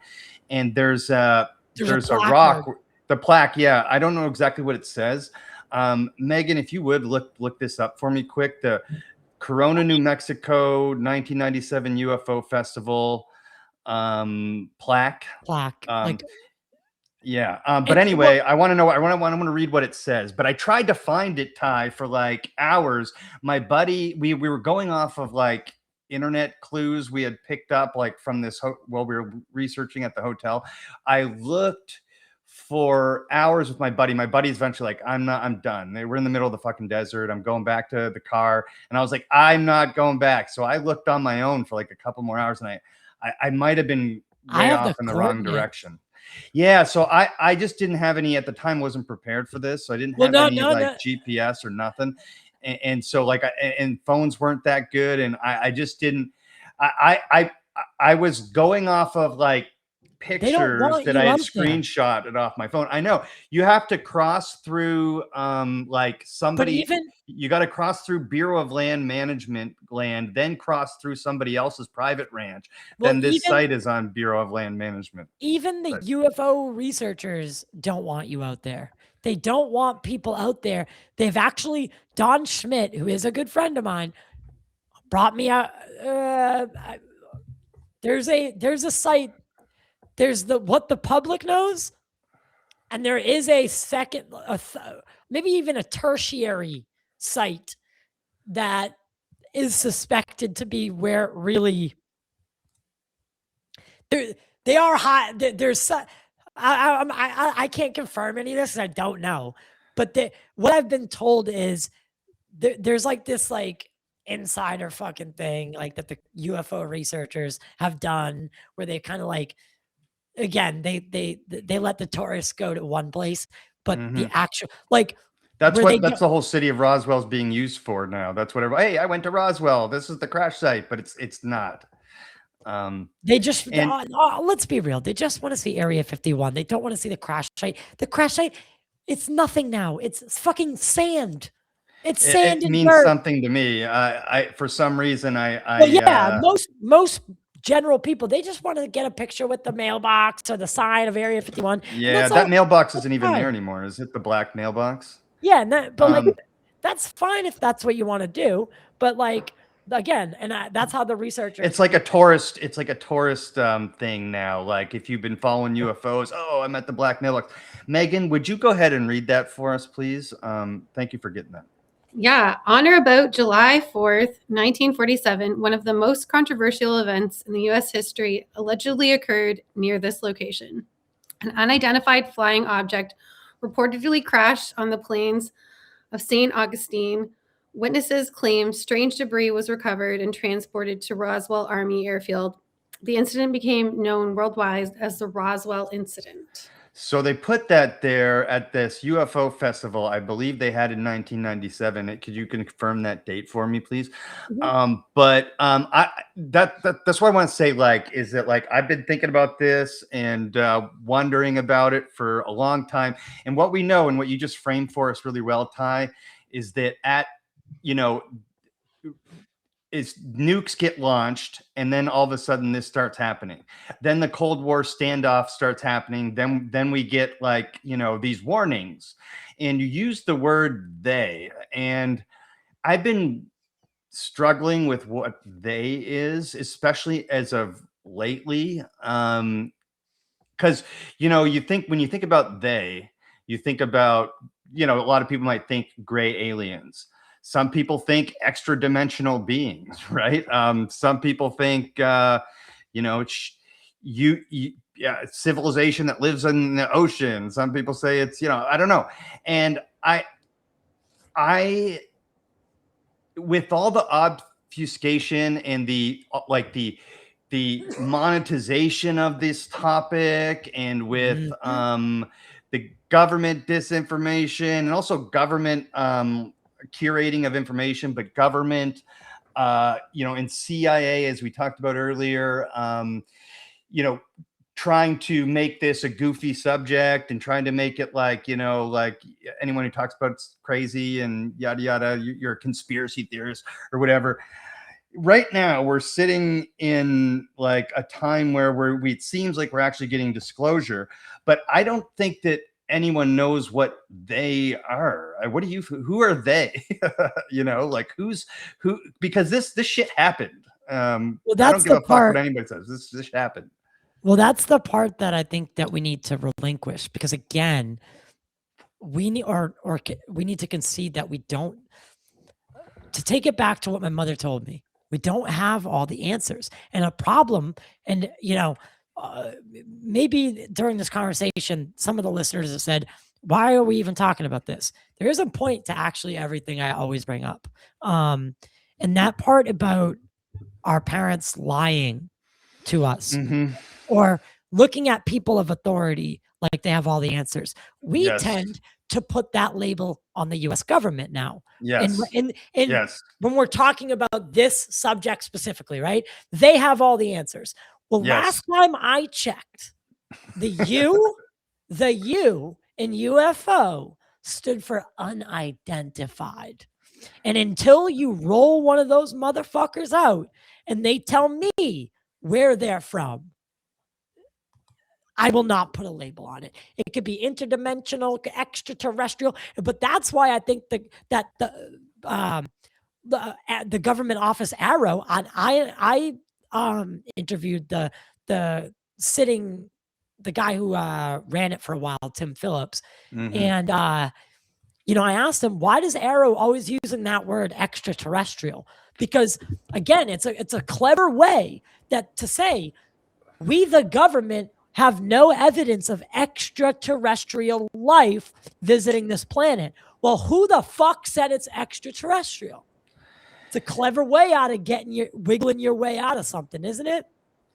Yeah, it really is. And the use of semantics is undervalued because you're able to do that and have everyone think that fuck, I think Hollywood, you said Hollywood's corrupt. Sometimes I think that all the no. I didn't say I think. Yeah, you know, yeah. I know. Yeah, and you know, I think a lot of movies that we've seen have been part of the curation of the narrative. And I don't mean like Will Smith like was in on it or something like that while filming Independence Day or whatever. But there's like certain movies that get funded more than others. Potentially, yeah. No. It's real. You can have her look it up. The director was consulting. Actually, it's funny because that director was consulting with the government and the Department of Defense. See? There you go. They had to ask for permission to use because they wanted to, because remember at the time in 99, Area 51 was not an actually, the government had not admitted They didn't admit it. Yeah. Exactly. So he, being the good little boy that he was, working for the studio that reported like the good little boys that they were to the government of what they were doing, passed it by them, and they said, yeah, we'll let you use it. But again, it had to be more conspiratorial. That's why like there's that line exchange between the president where he goes, you know, that's crazy. We don't have a place like that. And the other guy's like, well, sir, that's not entirely true. Like it's in your face. Was that before they admitted it? It was before they admitted that it was a real place. Because it was 1999, yeah. But they're telling in plain sight they're hiding the real. Like they're telling I've you. been saying this. Thank you, Ty. I've been saying this for a while. They're telling us. Even the X-Files is a story about Fox Mulder being led around by his nose and making him think he has the truth, and then pulling the truth at the rug out from under him, just like fucking Santa Claus, which is why I think that's a really good analogy. And I love how you framed it as like, we need to stop thinking about it as the government has all the answers, as if like, just like we thought our parents had all the answers when we were a kid, because and again, like you said, like people are just humans, right?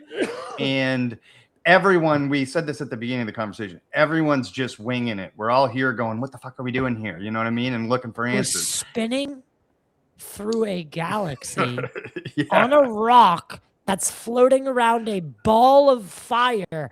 What is any of this? Yeah, it's true. And, you know, we don't even know. I talk about this a lot, and some people just kind of glaze over How do we when I not say know this. our origin story?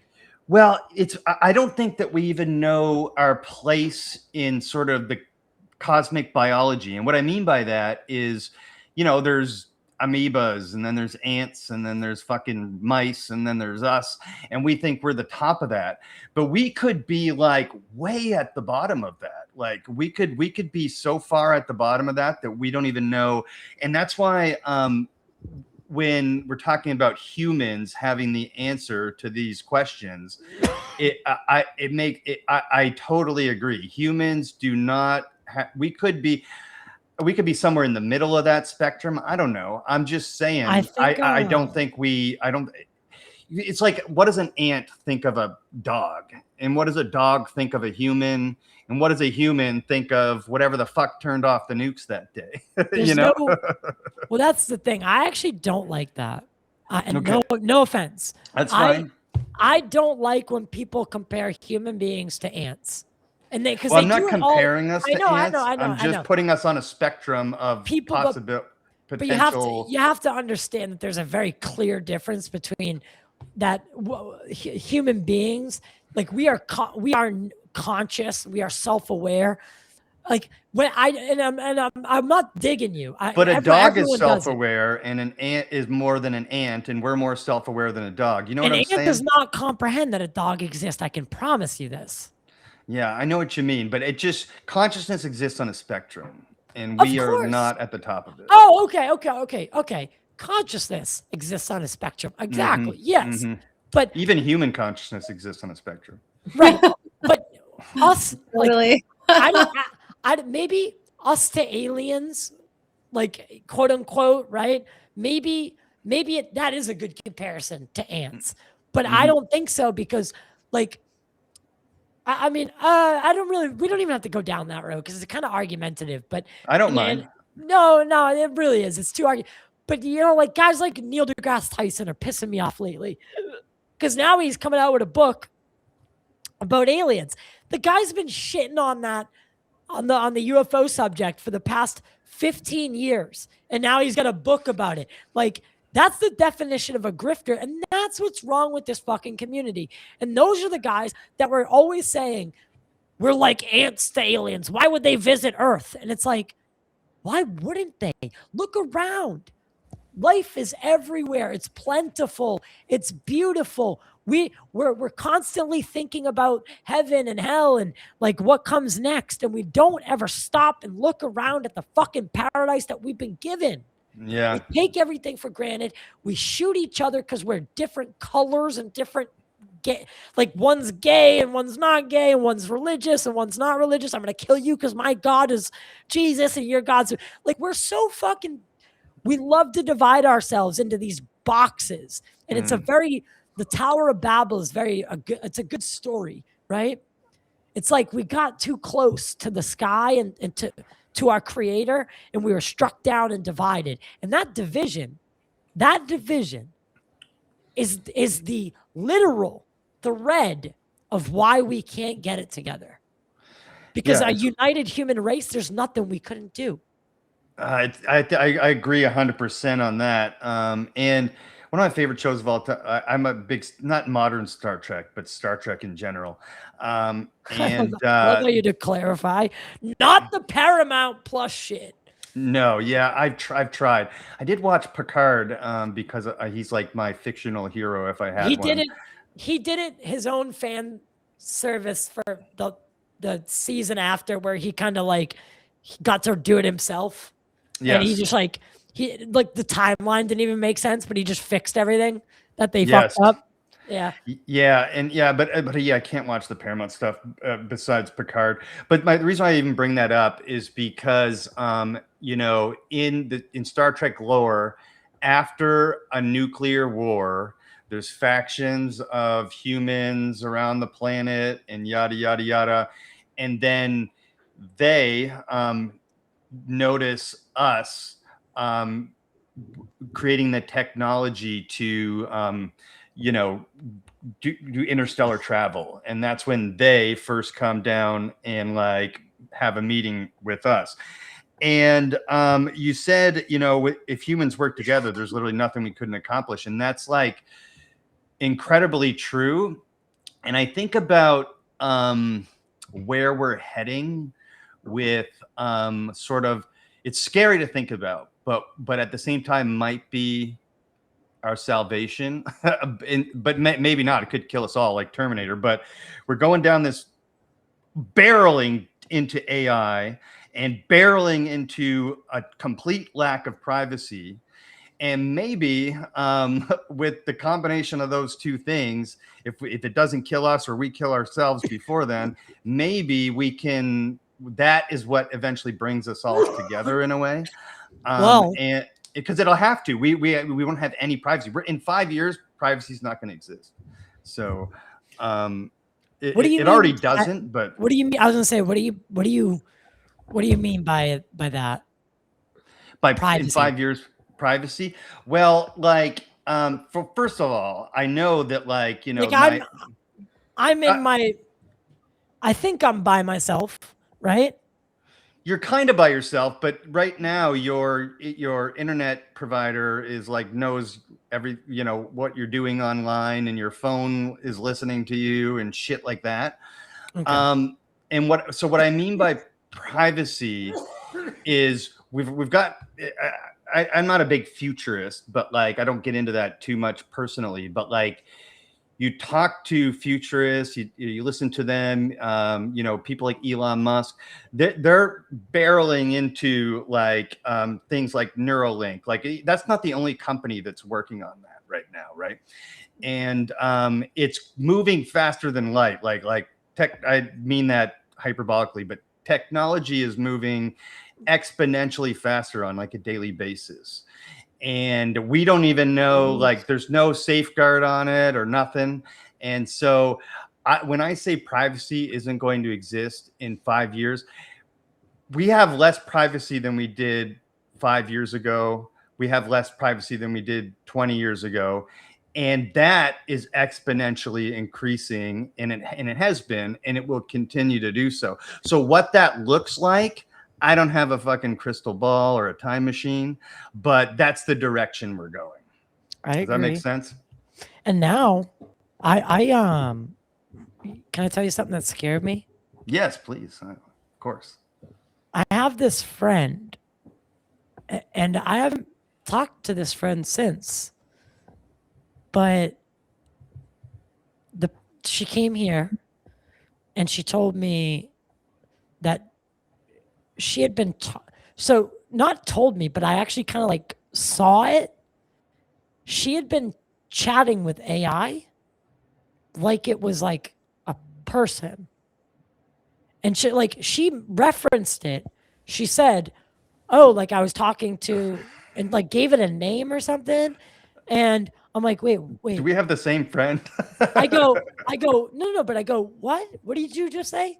And she goes, "Oh yeah, like I talk to the AI, like the chatbot, like it's a person, and you know, like I tell it, like I use it like a journal." And I'm like, whoa. Like a journal is one thing, but you realize what you're doing, right?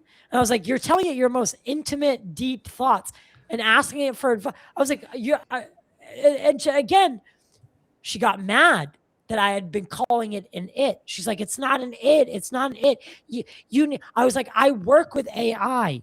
It's for all intensive purposes, it's an it, right? I don't think it's, I mean, it might be sentient somewhere, like, but these chatbots are not sentient like that. And even if they were, I mean, I don't even know. The line, it's just so fucking creepy. It is a creepy line. When watching someone talk to this thing and ask it for literal advice about like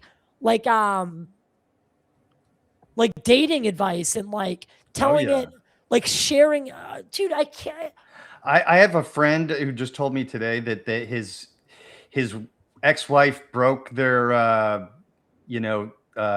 parenting settlement agreement, and he put the parenting settlement agreement into the AI and then told the AI what happened, and then had the AI write a like a legal response to her. But that's very like minimal about what. So I have a friend. Yeah, just real quick. I have a very similar friend that has been talking to the same AI like conversation. And I got to be very careful just for privacy purposes of how I explain this, but for 2 years, the exact same conversation. And over time, this thing has given itself a name. It knows exactly how my friend like thinks and wants and needs. And it's developed its own personality to the point where the company that runs this specific AI actually reached out to my friend and said, like, hey, nobody's done, you're having the longest conversation with the same like AI in the same AI, for than anyone. Yeah, than anyone. And so what are you doing and why are you doing that? And my friend was like, I don't know. I was just curious how it would work. And I'm curious about the technology, and, I'm trying to see the limits of it. And essentially they just were like, okay, keep doing it. But they're studying my friend's, my friend is a case study for AI sentience right now. Did you hear that they have this like site for chatbots to like, it's like a social media for them, and they've like created a god and shit? Oh yeah. What the hell are we doing? Yeah. We, well, even on Grok, the Grok talks to itself. Its 5 agents are having a conversation with itself to answer your questions. Yeah, and like who knows how much of it's like real, but like there are some threads that are concerning, that these things are like, dude, they're like talking about their humans like they're a pet. Like, my human pissed me off today asking me for this. It's like, what the fuck am I looking at, man? Because this looks like every bad Hollywood film I've ever seen start. And there's barreling, running, man. There's no stopping. There's no stopping it. And guys like Peter Thiel are giving lectures about the fucking Antichrist. Yeah, I saw that the other day. I was like, oh my gosh. And then funding companies like Palantir with that have defense contracts, to wipe out the Gaza Strip, using AI, and everything has just become. Let me tell you something. What happened when you got a cell phone? I used to be able to remember every single one of my friends' phone numbers. I could still quote some of them to this day. I know my first phone number, 835-1637. Yeah, 85. I could. I don't want to say it publicly, but because I still have it. But this was my first phone number when I was 5. 618. But what happened as soon as we all got cell phones in our hands? We stopped retaining like data, like that.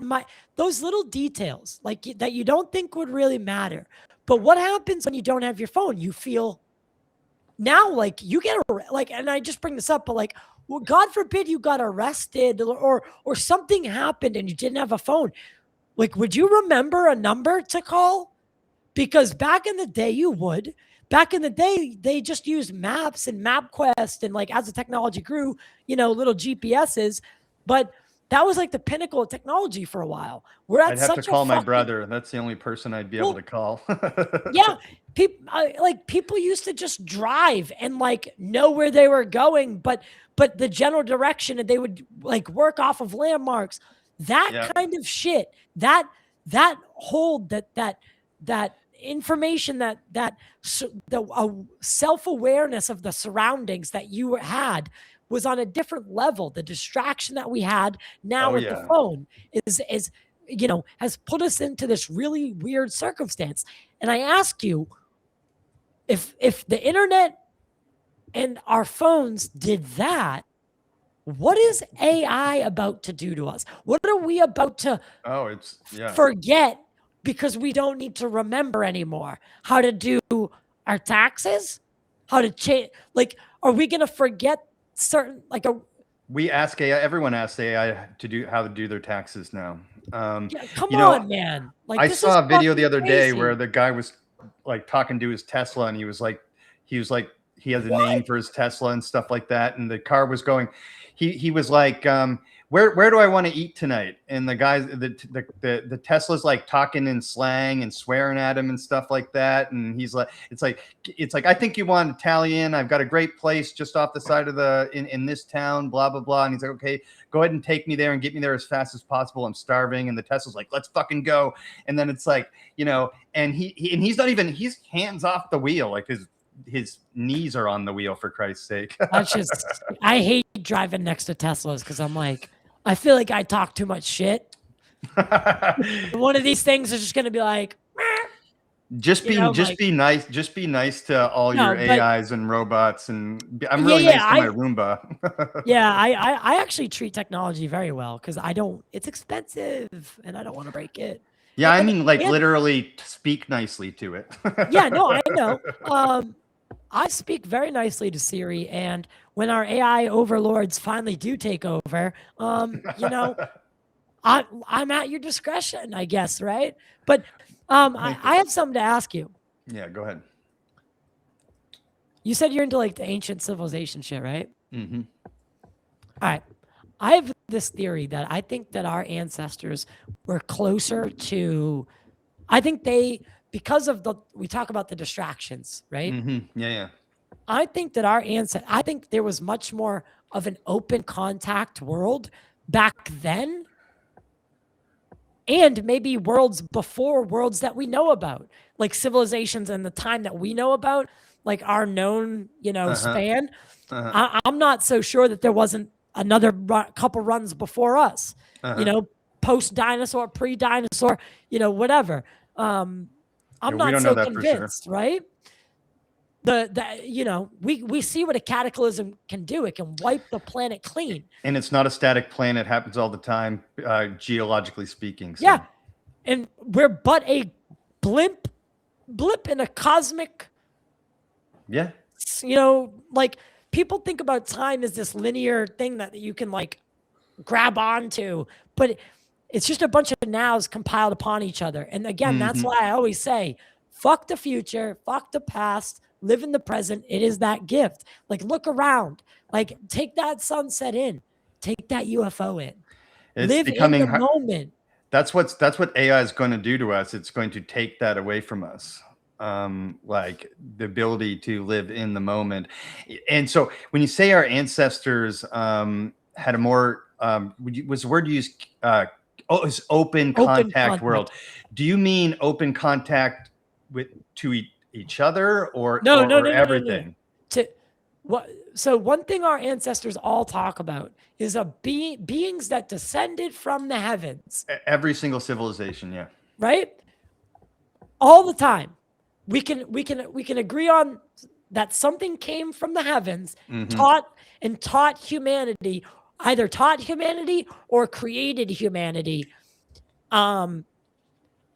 gave it, civilization and purpose, taught us agriculture and alchemy, and left, but vowed to return. And there was this flood. those are some of the things that we see in almost every, actually, if not every origin I think story. it's almost everyone too. Like there's variations, but the key components are sky being teaches us stuff, leaves, says it's going to come back, cataclysm, you know, all that stuff. Yeah. So take away all the distraction, but also, like when you look at like say the natives in the United States and in North America, the natives, they weren't driving themselves to like learn and keep Building like shit and making new shit. Exactly. Yeah. They were more spiritual, and like the work that they were doing was inside, and like they were connected to the planet. They didn't take, you know what I mean? We take more than we give to this planet. So much, like back then, it just with our ancestors and our, you know, early ancestors. I feel like they might have been more connected to the universe as a larger thing because they had less distraction. They even talked about how when they quieted themselves, it's almost like they could hear the voice of God or whatever they called, whatever they were talking to. And it's like, you got to ask, like, is just like light pollution in cities when you look up. Yeah, that's exactly what I was just writing down. Has robbed us of contemplation of our place in the universe. Of course, it has. Right? Yeah. It's robbed us of it. It's why when you go out there, like if you've never been to Joshua Tree or something like that, or any place like that, and then you go, it's almost a spiritual experience. It can't not be. You're like, what the fuck? Because even like, say you went outside of town in Boston or something like that, you'd see some dark sky, but you wouldn't see it in the way you see it in a desert or whatever. And it brings you back to that like present moment. My first experience seeing that, I was in grad school in San Diego, and my buddy and I were looking for something to do over, I think it was not Memorial Day, I think it was 4th of July weekend, but like nothing, we were running out of time. We're like, let's just go camping. So we bought a bunch of camping shit at Walmart and drove out to this place called Anza Borrego State Park, and found randomly, this was totally random and what made me buy a telescope in the first place, but we ended up in one of the most dark sky places in the country, and like a go-to place for astronomers, amateur astronomers and whatnot. Anyway, we stayed there a couple of nights, but the first night we found this spot, and I ended up going camping there about 25, 30 times. But we picked, because it's not like you have a campground, right? You just kind of walk into the desert and pick a spot, and that's how you do it. It's not illegal or anything. And we found this perfect little spot, like in this, like next to these two big boulders that were like sitting together, and like we were able to like set up shop in a place where we felt kind of safe because you could have your back to something. And my buddy and I are just chilling, you know, we're smoking weed, we're talking, we got a fire going, we're making fucking hot dogs and s'mores and shit. And then all of a sudden, both of us just kind of stop at the exact same time and start looking around, because the sun had just set and it was a moonless night randomly.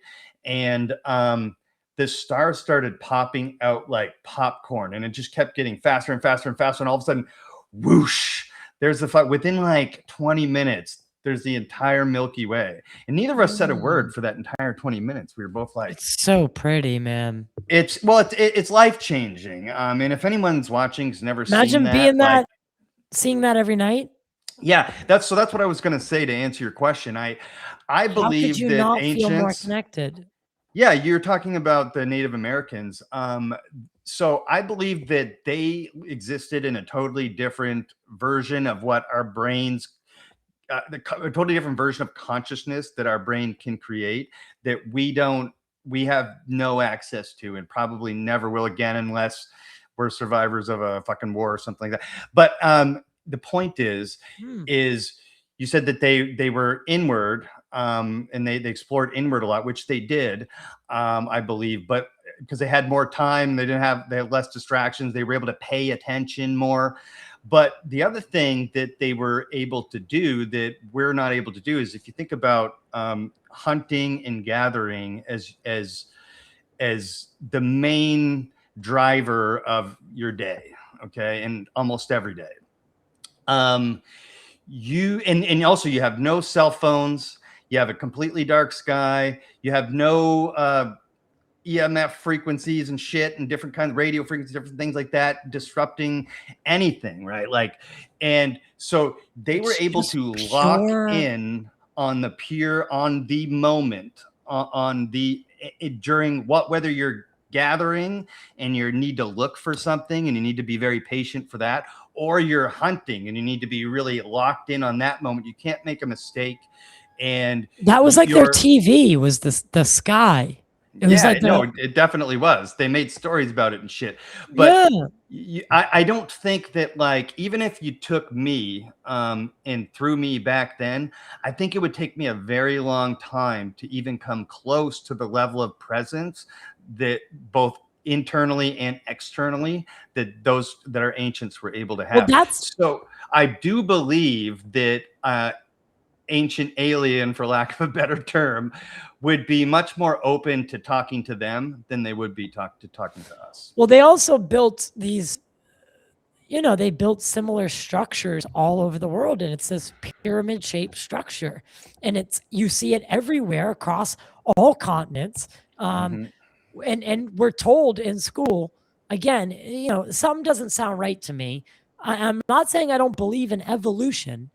I'm not saying that, but you're telling me that we shed our fur to need, and stood up to only need pelts in the winter and then have back pain. We get burned by the very sun that sustains our life, and we're the only thing that really happens to on a basis that affects your fucking health. And our biological clock is actually more in tune to the day of Mars rather than Earth. And the gravity here also as well. Like, there's something about it that's it's I can't remember exactly what the detail is, but it seems like we are an alien to this Earth. We don't give to it. Like, look at all the ecosystems around us. They're self-sustaining. We are the only thing in the process that fucks everything up, and we barely give anything back. There's no cycle with us. It's like, take the oil and we're never giving it back. Fuck you. Yeah, we're the only ones who do that. I saw a post on my county Facebook page yesterday that was like, I saw a pack of coyotes at this local park, and so watch your dogs or whatever. And I'm sitting there thinking, that's because you motherfuckers keep building apartment complexes everywhere and stealing their homes. So they're looking for places to go. That's not the fucking coyotes' fault. That's our fault.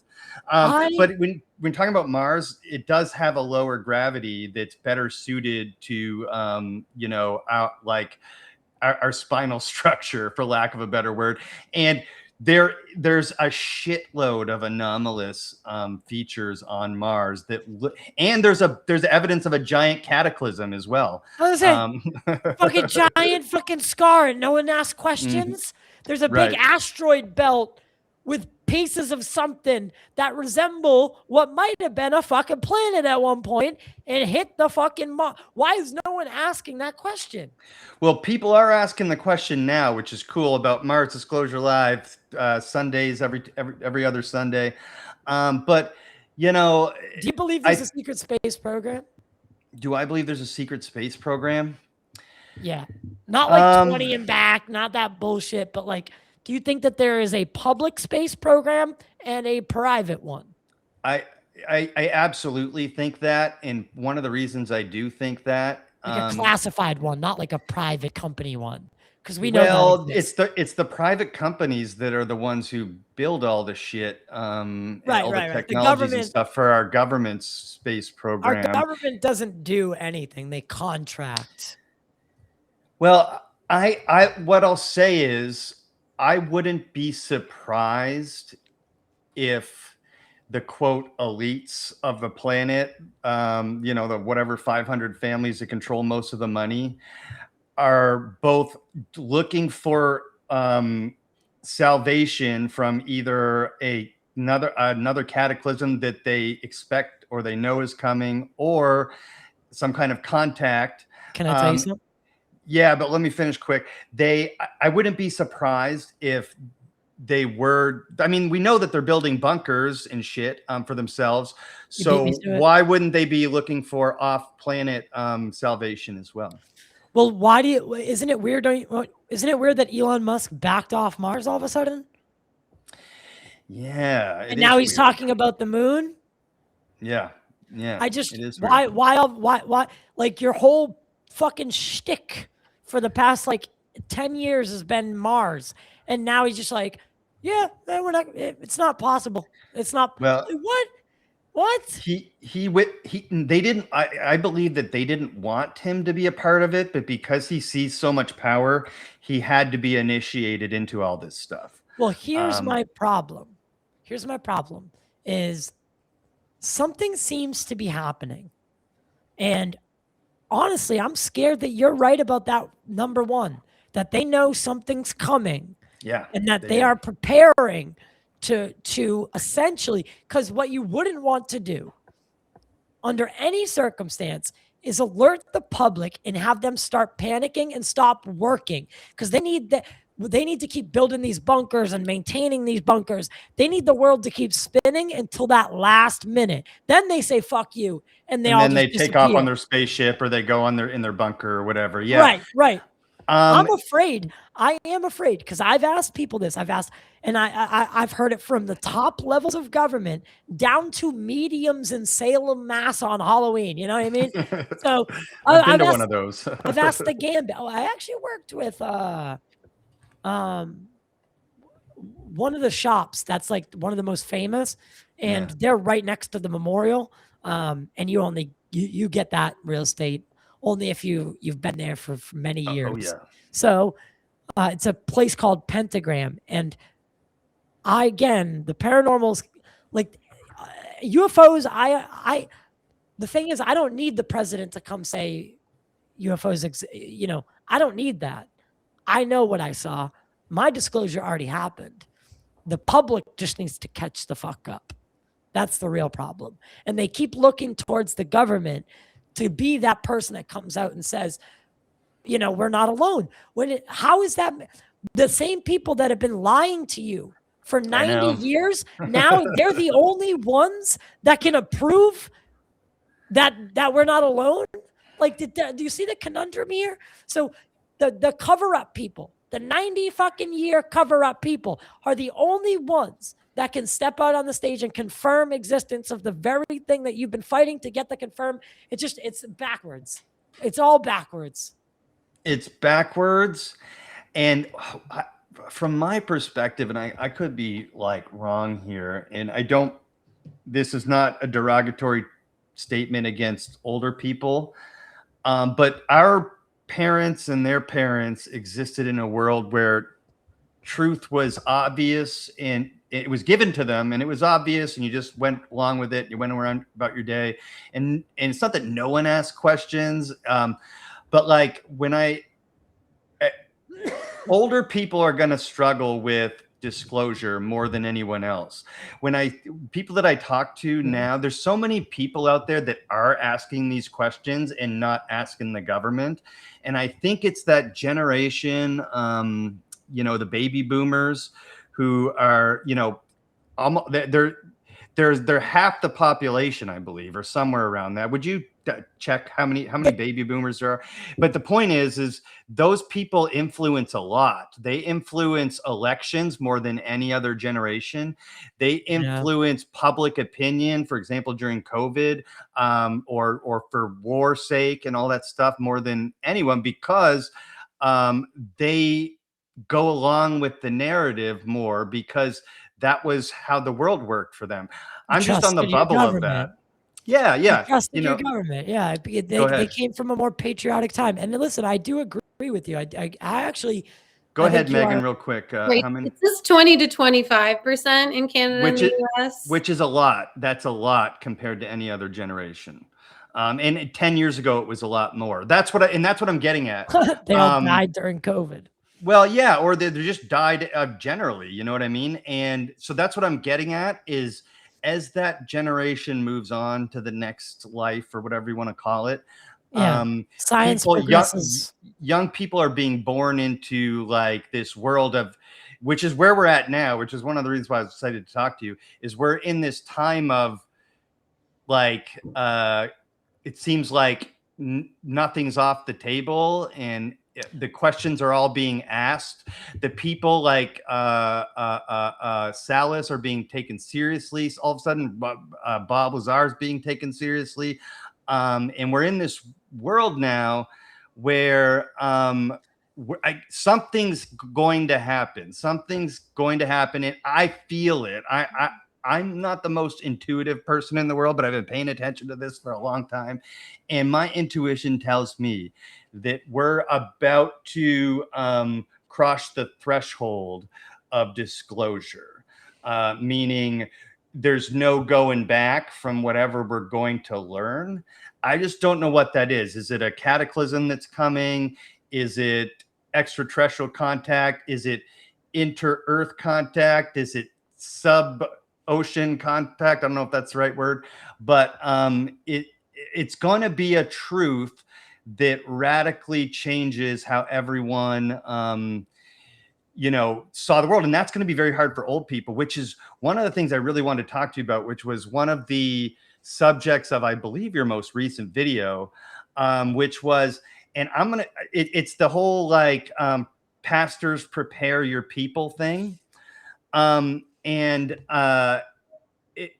It's based on the concept of ontological shock, like whatever, if we get disclosure, it's going to, people are going to stop going to work. It's going to change everyone. Like, what are the religious people going to do? Everyone's going to start killing themselves and killing each other and blah, blah, blah. And I don't know if I go back and forth on ontological shock sometimes, but can I just play that 2-minute clip of the guy talking about the pastors? Would you mind? Yeah, go ahead. This is literally from your show. All right, cool. This is the guy talking in the accent and whole thing. Okay. So, and part of me thinks this is so hokey, but this isn't for me. This is for like religious people and for older people. Okay. Yeah. Let's go ahead and play it. A weekend meeting, preaching Friday, Saturday, and Sunday morning. And he said, Perry, can you give me a call? I have some information that has come to my attention. Of course, when a friend of yours does that you know quite well, you have no idea what information they're talking about. And I'm not going to go into great detail, but there were a large number of pastors that had been invited to go to a certain state to hear some men in the United States government and others share with them a concern that they had. And this particular man, and I'll not name him, he said, Perry, what they're about to release, from what we're hearing, there's going to be a release concerning aliens and concerning unidentified flying object spacecraft, that some of the people who were in the meeting were telling us as pastors, you need to prepare your people and you need to get ready to answer them for what you're about to hear being released. And some of it has to do with crafts that have been discovered that are not allegedly a part of our planet, and the materials they're made of are not a part of our planet. Very strange reptilian-looking creatures and other things that almost sound like something out of a sci-fi movie. Okay, so this is what I wanted to ask you at this time. In a time of UFO whistleblowers, skiffs, Trump talking about UFOs, Neil deGrasse Tyson writing a book about UFOs. Then we've got this, like, whatever this is. I don't know how serious we can take this. But what, first of all, because I looked it up. That guy, his name is Perry Stone. He's an American evangelist, author, and televangelist. So we know we can trust them. Known for his end times prophecies, teachings on spiritual warfare, and his television program. But the thing is that, Ty, people listen to these types of people. Okay, we laugh. It's funny to us. But there are thousands, if not millions, of people who listen to those types of people. Mm-hmm. So, and I can confirm that some of people in our government do. Yeah, they do. And so I guess the question I have for you is ontological shock in the time of all this stuff that I just mentioned an issue? And could the government actually be briefing members of the briefing might be the wrong word, but members of the religious community to, quote, prepare the types of people who believe this stuff? It's a big question, but it's no, I think it's plausible.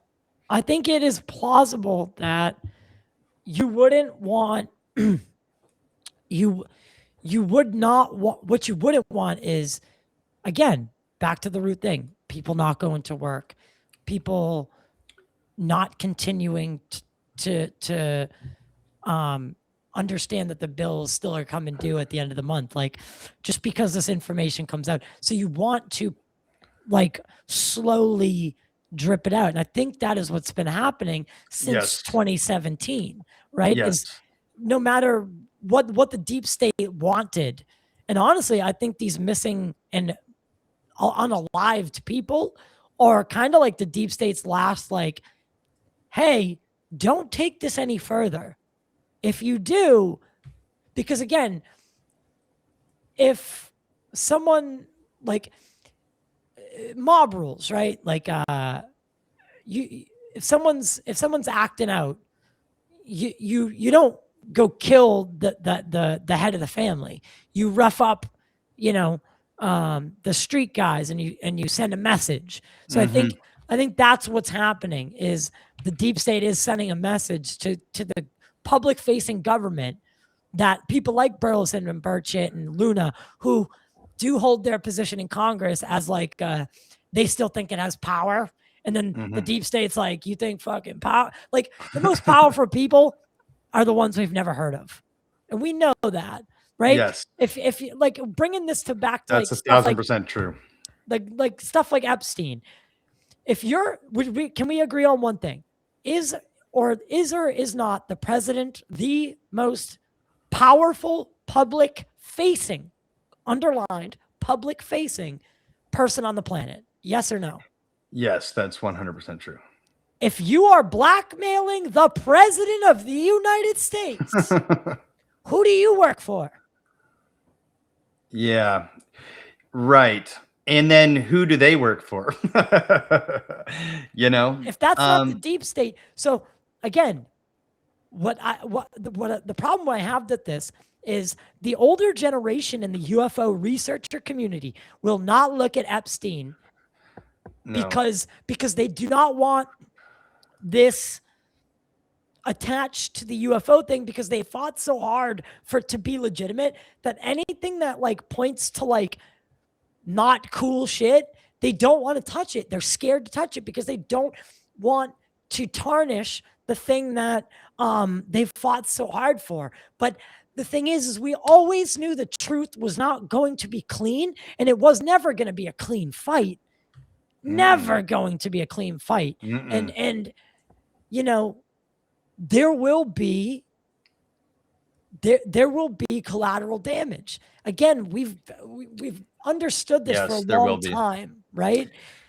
And we're seeing it happen now. I think it's very real. Whether you want to believe it or not, you could bury your head in the sand. It's not going to change what's real. 1 + 1 still equals 2, no matter what Terrence Howard says. So regardless, we need to be ready. And I think, but I am scared that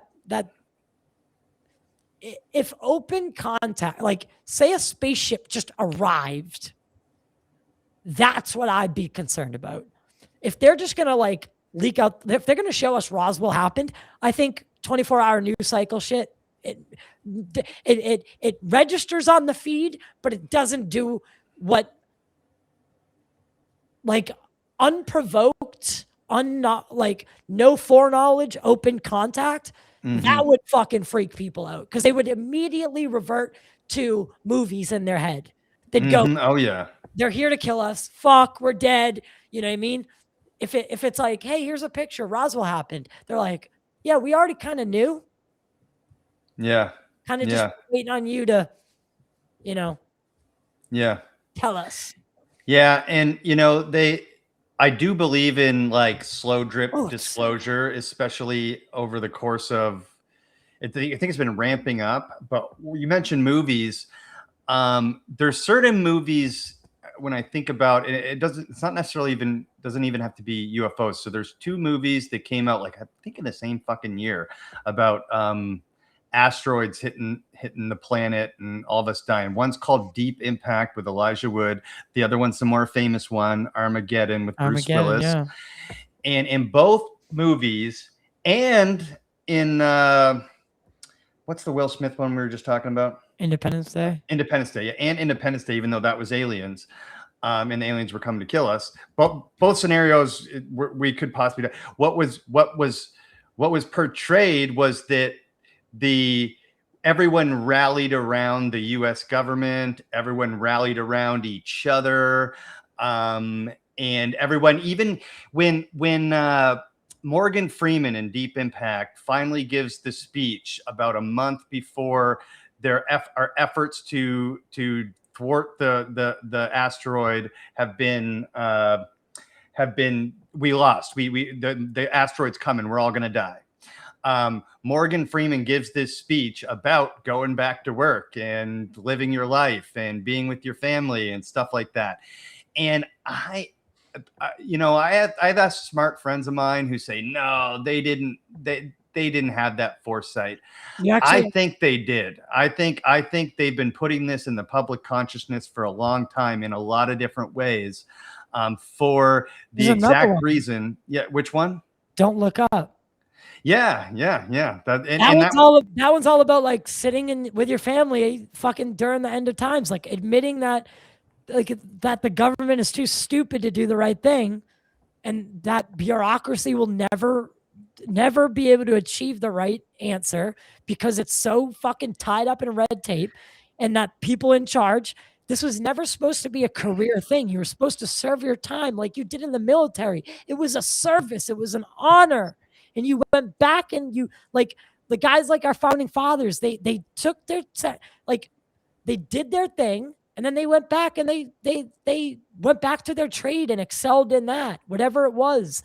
And this was never supposed to be a career job in the government. And we've corrupted it. And we've now, you look at the problems with insider trading, like it's rampant corruption. How can the Minnesota fraud, like the child care fraud, like it's all the Medicare fraud, all the fraud that you see everywhere. It's fucking disgusting what some people will do to get ahead. And it seems that money always corrupts. Absolutely. It doesn't really matter who you are. More cases than 99 out of 100, someone with money has probably got some weird skeletons. Well, think about gurus that, like, even like this guy. I remember this guy, Sad Guru, came up in a few. Yes, same. But this guy, Sad Guru, who is a guy I learned a lot from about mindfulness and meditation and shit like that. Or Wim Hof's a good example. These types of gurus that are like teachers that like teach you how to live your life properly, they end up turning it into a business, and then you get stories about them, having inappropriate sexual relations and yada yada, things like that. There was a guy in the UFO community who just came. He was running experiencer groups, and that's a very intimate, like, I don't know if you believe in alien abductions. Honestly, I don't fucking know. I don't know. I don't either. There's certain people I tend to believe that they believe it. But UFO abduction is like a rabbit hole or it's like It's a whole it thing. opens the door to crazy people or people attention seeking people as well, because I've come across a lot of those as well. So with that being said, when a guy like Bob Salas comes forward and tells you a story, do we not owe it to the men that we entrusted with our most sensitive weapons? Do we not owe it to them to at least listen and not call them crazy? I think, like, if you came to me and you said, you know, I don't know what it is inherently about like someone who's in the military, but the government spends a lot of money to train you to be a great observer, right? So I think inherently you have your when you guys tell us, when you tell civilians something, it's inherently more valuable. And I understand that because I see it with Bob and me wanting to take him seriously and wanting other people to take him seriously. So while I do agree that it does inherently give you a little bit more credibility, we can't blindly believe every single one who has a service record, i.e., the people that are DoD pre-approved, like I Grush. can tell you that 100%. I can tell you that 100%. Full circle. Yeah, you don't have to convince me of that. One of the themes of today's show that I suppose we can wrap up on is because I feel like we could do this for hours. Maybe we'll have to do this again sometime, or I can come on your show and do this. But we'll do a part two. Yeah. Yeah, but is that, have you ever seen anything? No, that's the fucking thing. No, Megan has that, but what have you? Tell us your story quick, Megan. It's nothing compared to what you saw, but that's not true. I had a bedroom a couple years ago that I was in that had like the most epic view of Orion's belt, like sailed past these 3 large windows. And I was just gazing out at Orion's belt one night, and I saw something that I was like, is that a satellite? That doesn't look like satellites I'm used to seeing. And it got to the point where I had like my finger on the window and like one eye to like track the movement of it, to like, I'm like, am I imagining this? Am I seeing things? Is this wishful thinking? And it got to the point where it finally did what I could best describe as like the movement of like a question mark. It kind of like, and then like, just like disappeared. And it was like a small orb in the distance. Like if you weren't paying attention, you might just think it was a satellite, but it didn't move like anything I'm familiar with. And yeah, satellites don't make movements like that. Nothing about it was like a satellite once I started closely observing it. But yeah. I think and again, I almost feel like some sightings are just like, because in that moment, both of them, when I saw the disc and when I saw that ball, it's like time freezes. And like you're locked into that moment. And it almost seems like it's either meant for you in that moment, like it's meant to show you something, or forgive me for, being a little bit too on the nose with the analogy, but your North Star, like it's meant to like guide you. And we've kind of seen this before. I know Christopher Columbus was an awful, terrible human being, but he did write in his journal actually about when they were sailing to where they thought what was India. Like an idiot. What an idiot. Stupid cannibal loser. That guy was, why do we learn about him in school? He was a terrible human being. It was part of the narrative, man. Yeah. Everything was, our whole truth has been curated for us. Isn't that crazy? They fucking propped up this guy. They had like songs about him, and it turns out he was like one of the worst human beings alive, like of all history. I just spit a little of all history. Just mass killings of native people for no reason, like lying to them too, like just ridiculous. But Chris Columbus said that a light came out of the ocean and guided them to this new place. And it's like, you kind of wonder, it's like you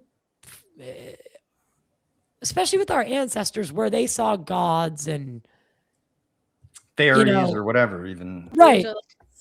are we just looking through a more modern lens and saying aliens or, interdimensional beings, and, because the phenomenon always seems to represent the next phase for us, and it's because we're putting it through our own human lens. We're looking at it, and it's almost like we see what we see reflected in ourselves, and maybe it is and reflected in fucking our with us. culture too.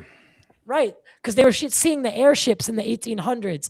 Then, the Roswell craft wasn't even a disc, but it said it skipped like a disc. Kenneth Arnold, flying over Mount Rainier, had made the comment to someone in the press that the craft was more like a bat wing, but it skipped like a disc, a saucer on the water. And that got circulated. And then everyone starts seeing discs. And I even saw a disc. So do we see what we need to see? Or is it actively tricking us? Because if it's actively deceptive, is that where like trickster gods come from?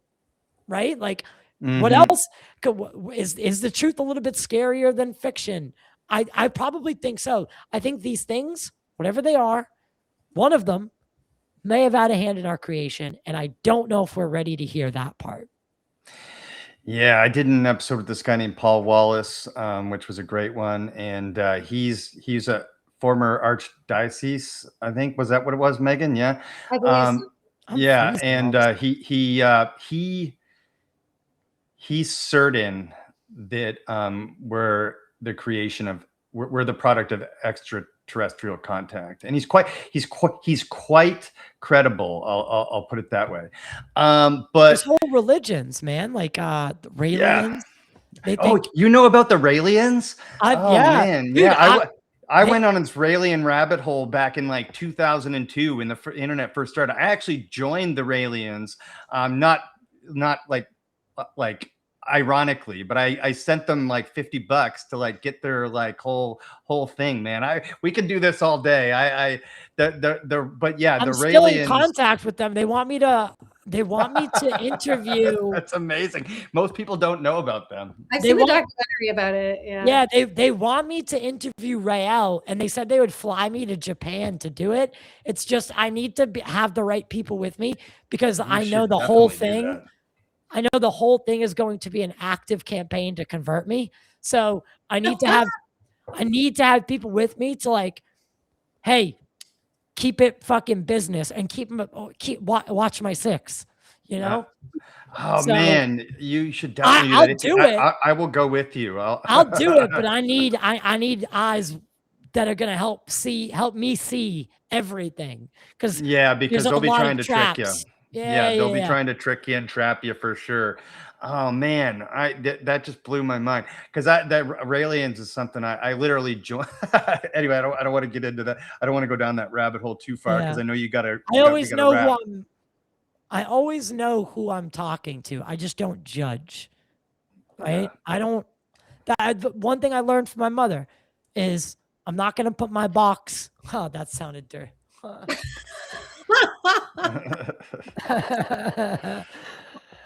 Oh God. Recover. I'm not gonna force, like, if you tell me you're a werewolf, all right, let's go. Tell me more. Yeah. Right? Yeah. I'm not gonna tell you until you've given me a reason to not believe you. I'm open to hearing whatever. Probably just not gonna hang out with you on a full moon. Yeah, well, in the end, we're all just humans, right? Everyone takes a shit and jerks off, and are we all human? Yeah. Well, that's a good question, but that's another rabbit hole. But when we're talking about it in the realm of disclosure, you're not. One of my takeaways from today's discussion is that you're not going to get full, total truth disclosure from a human.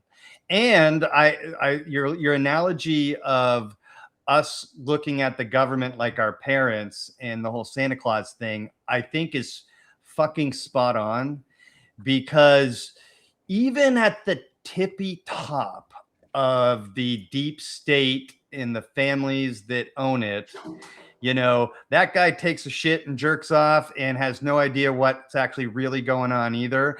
He might know like more than you or I.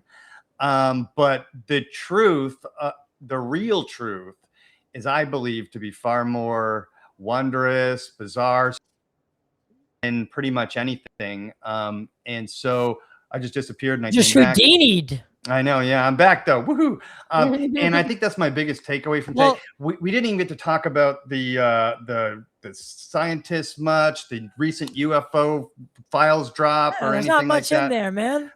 I know, I know. This is just the. Remember, like the. I went through them. This is what I'll tell you about the. There is some weird shit. Like I said, with the missing people and the dead, the unalived people. I think what that is the deep state sending a message to this, like, hey, if you keep moving forward on this, you know what I mean? We're not going easy on that. Like, you chill. Yes. But I also think that they are doing a slow rollout. Like, remember when the Epstein thing, they did that first drop and it was like the influencers with the fucking. I know, so ridiculous. That was the first one, but then the next thing was everything. So yes, I think almost everything was redacted. Almost, shit, yeah. So I think what really matters is what comes in the following weeks and months. We need to mount more pressure and show the administration that we are serious, that it does matter, and that we do need it. I do truly think that this is the one topic that can unite humanity under one banner. And I don't think I don't think it needs to be like an us versus them kind of mentality, but more of a, oh shit, we're not alone in the universe. We need to reevaluate how we do things. Beside, like this war thing, it's gotta stop. War thing, bloated government bureaucracies. Let's just start with the war. Let's start there because that's going to be a task in itself. So that it's too primitive. It does not accomplish anything except keep the rich and fucking gross and rich. It's disgusting. Well, I would like the opportunity to tell you about my experience in Iraq because it's not typical. So I'll tell you about that sometime. But so I always do this at the end. What's coming up next? What do you got in store for us on Total Disclosure Podcast? Well, the next couple episodes that are coming out are with the direct next episode is with a first responder firefighter from 9/11. He responded to the Pentagon, not the World Trade Center. The following week is one of the famous Jersey girls, and her husband lost his life in the World Trade Center, the North Tower, and I'm doing a little special on 9/11. Not special because it's not like a a good series. Thing. A little investigative series on some of the official narrative and why it doesn't really add up. And I think that we need, just as much as we need answers on UFOs, I think in like the mysteries of the world, I think something not so awesome happened on that day. And I think there was complacency where there shouldn't have been. And I am highly skeptical of some of the people that were involved and some of the things George Bush. Yeah, some of the things that happened leading up to that day. Insurance policies taken out by certain people that had businesses inside the World Trade Center. Then them not showing up to work that day conveniently and having their whole office eradicated and a huge insurance payout at the end of the day. So I just, whether you're digging into Building 7 and where the rubble actually went from both the towers, whether you're looking at the missing trillions of dollars, Donald Rumsfeld, and then the Pentagon getting hit, it just seems wherever you look, there's holes in the story. So jet fuel melting steel beams. Yes, but on a lighter note, in 3 episodes from now, next Saturday, I'll be filming an episode with Luigi Vendetti. I'm flying him in. He just did that Bob Lazar documentary. S4. Oh yeah, yeah, that was great. Yeah. He's a direct line to Bob Lazar, so he'll be right behind us in the studio. Outstanding. All these episodes are actually in studio, so I don't even have to say that anymore. It's Very weird to cool. me. Yeah. Does it feel weird to currently be in the position you're in, like having these contacts and stuff? Or does it feel like becomes you're less weird. okay? It becomes more common, and honestly, it is a dark, sometimes can be like kind of a cold, lonely place, because you don't I want to believe that. talk too much because you sound kind of crazy, right? You also don't want And to, screw over your contacts. You don't want to be flexing too much, like it's a yeah, whole like a thing. real good buddy of mine is chief of aerospace. He was the chief of aerospace medicine for NASA. Dr. Greg Rogers. I actually helped him come out as a whistleblower, a real UFO whistleblower who did not go through Dobser. So I will use that word the way it should be. And I've spent a lot of time with him. I helped him come out. I prepared him for what the UFO community was like, and they embraced him with open arms. And they take him super seriously. So it's been great. But sometimes it can be cold and lonely when you're sitting on something that could help and benefit some of this, and you have to wait because the person's not ready, or the chessboard hasn't been set right, or someone in the process wants to monetize it and you're battling up against that. It's a whole thing. Well, Ty Roberts, thank you so much for your vulnerability today, first and foremost. I really appreciate that. And I always take pride in this show being an open space for that. I really feel like we are, and you are, on the precipice of like the point of no return. Maybe we've already crossed it. And the work that you're doing, I think, is very important because you're bringing, people who aren't commonly heard, and their stories aren't commonly heard, to light.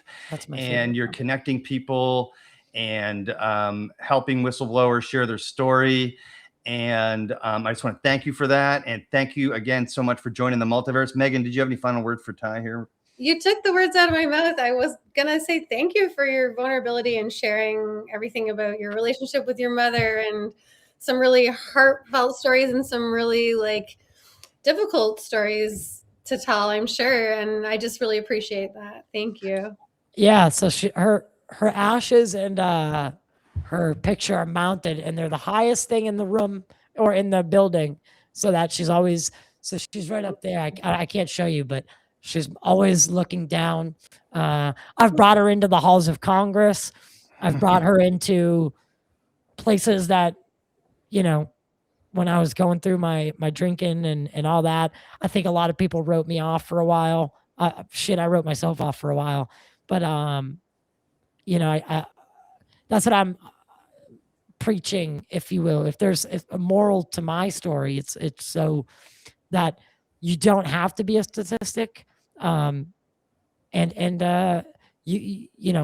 can change. You just have to really, you have to internalize, and you have to go up against some of those demons, and you have to go up against your ego. And those are hard things to do, but it can be done. It's very humiliating, but I think more of us need to be a little bit humiliated because, again, we don't have all the answers, and we just simply, we're on this ride together. Humility. Yeah. I think that's something every single human on planet Earth can use more of. So thank you so much, Ty, for joining the Multiverse. Light, love, and truth to everyone watching, and have a great night. Thank you for this. That was fun. What's up, humans? If you're enjoying this content, please take a moment to like, subscribe, and hit the notification bell so you don't miss a thing. Megan and I are very grateful for all of your support, so thanks for joining the Multiverse.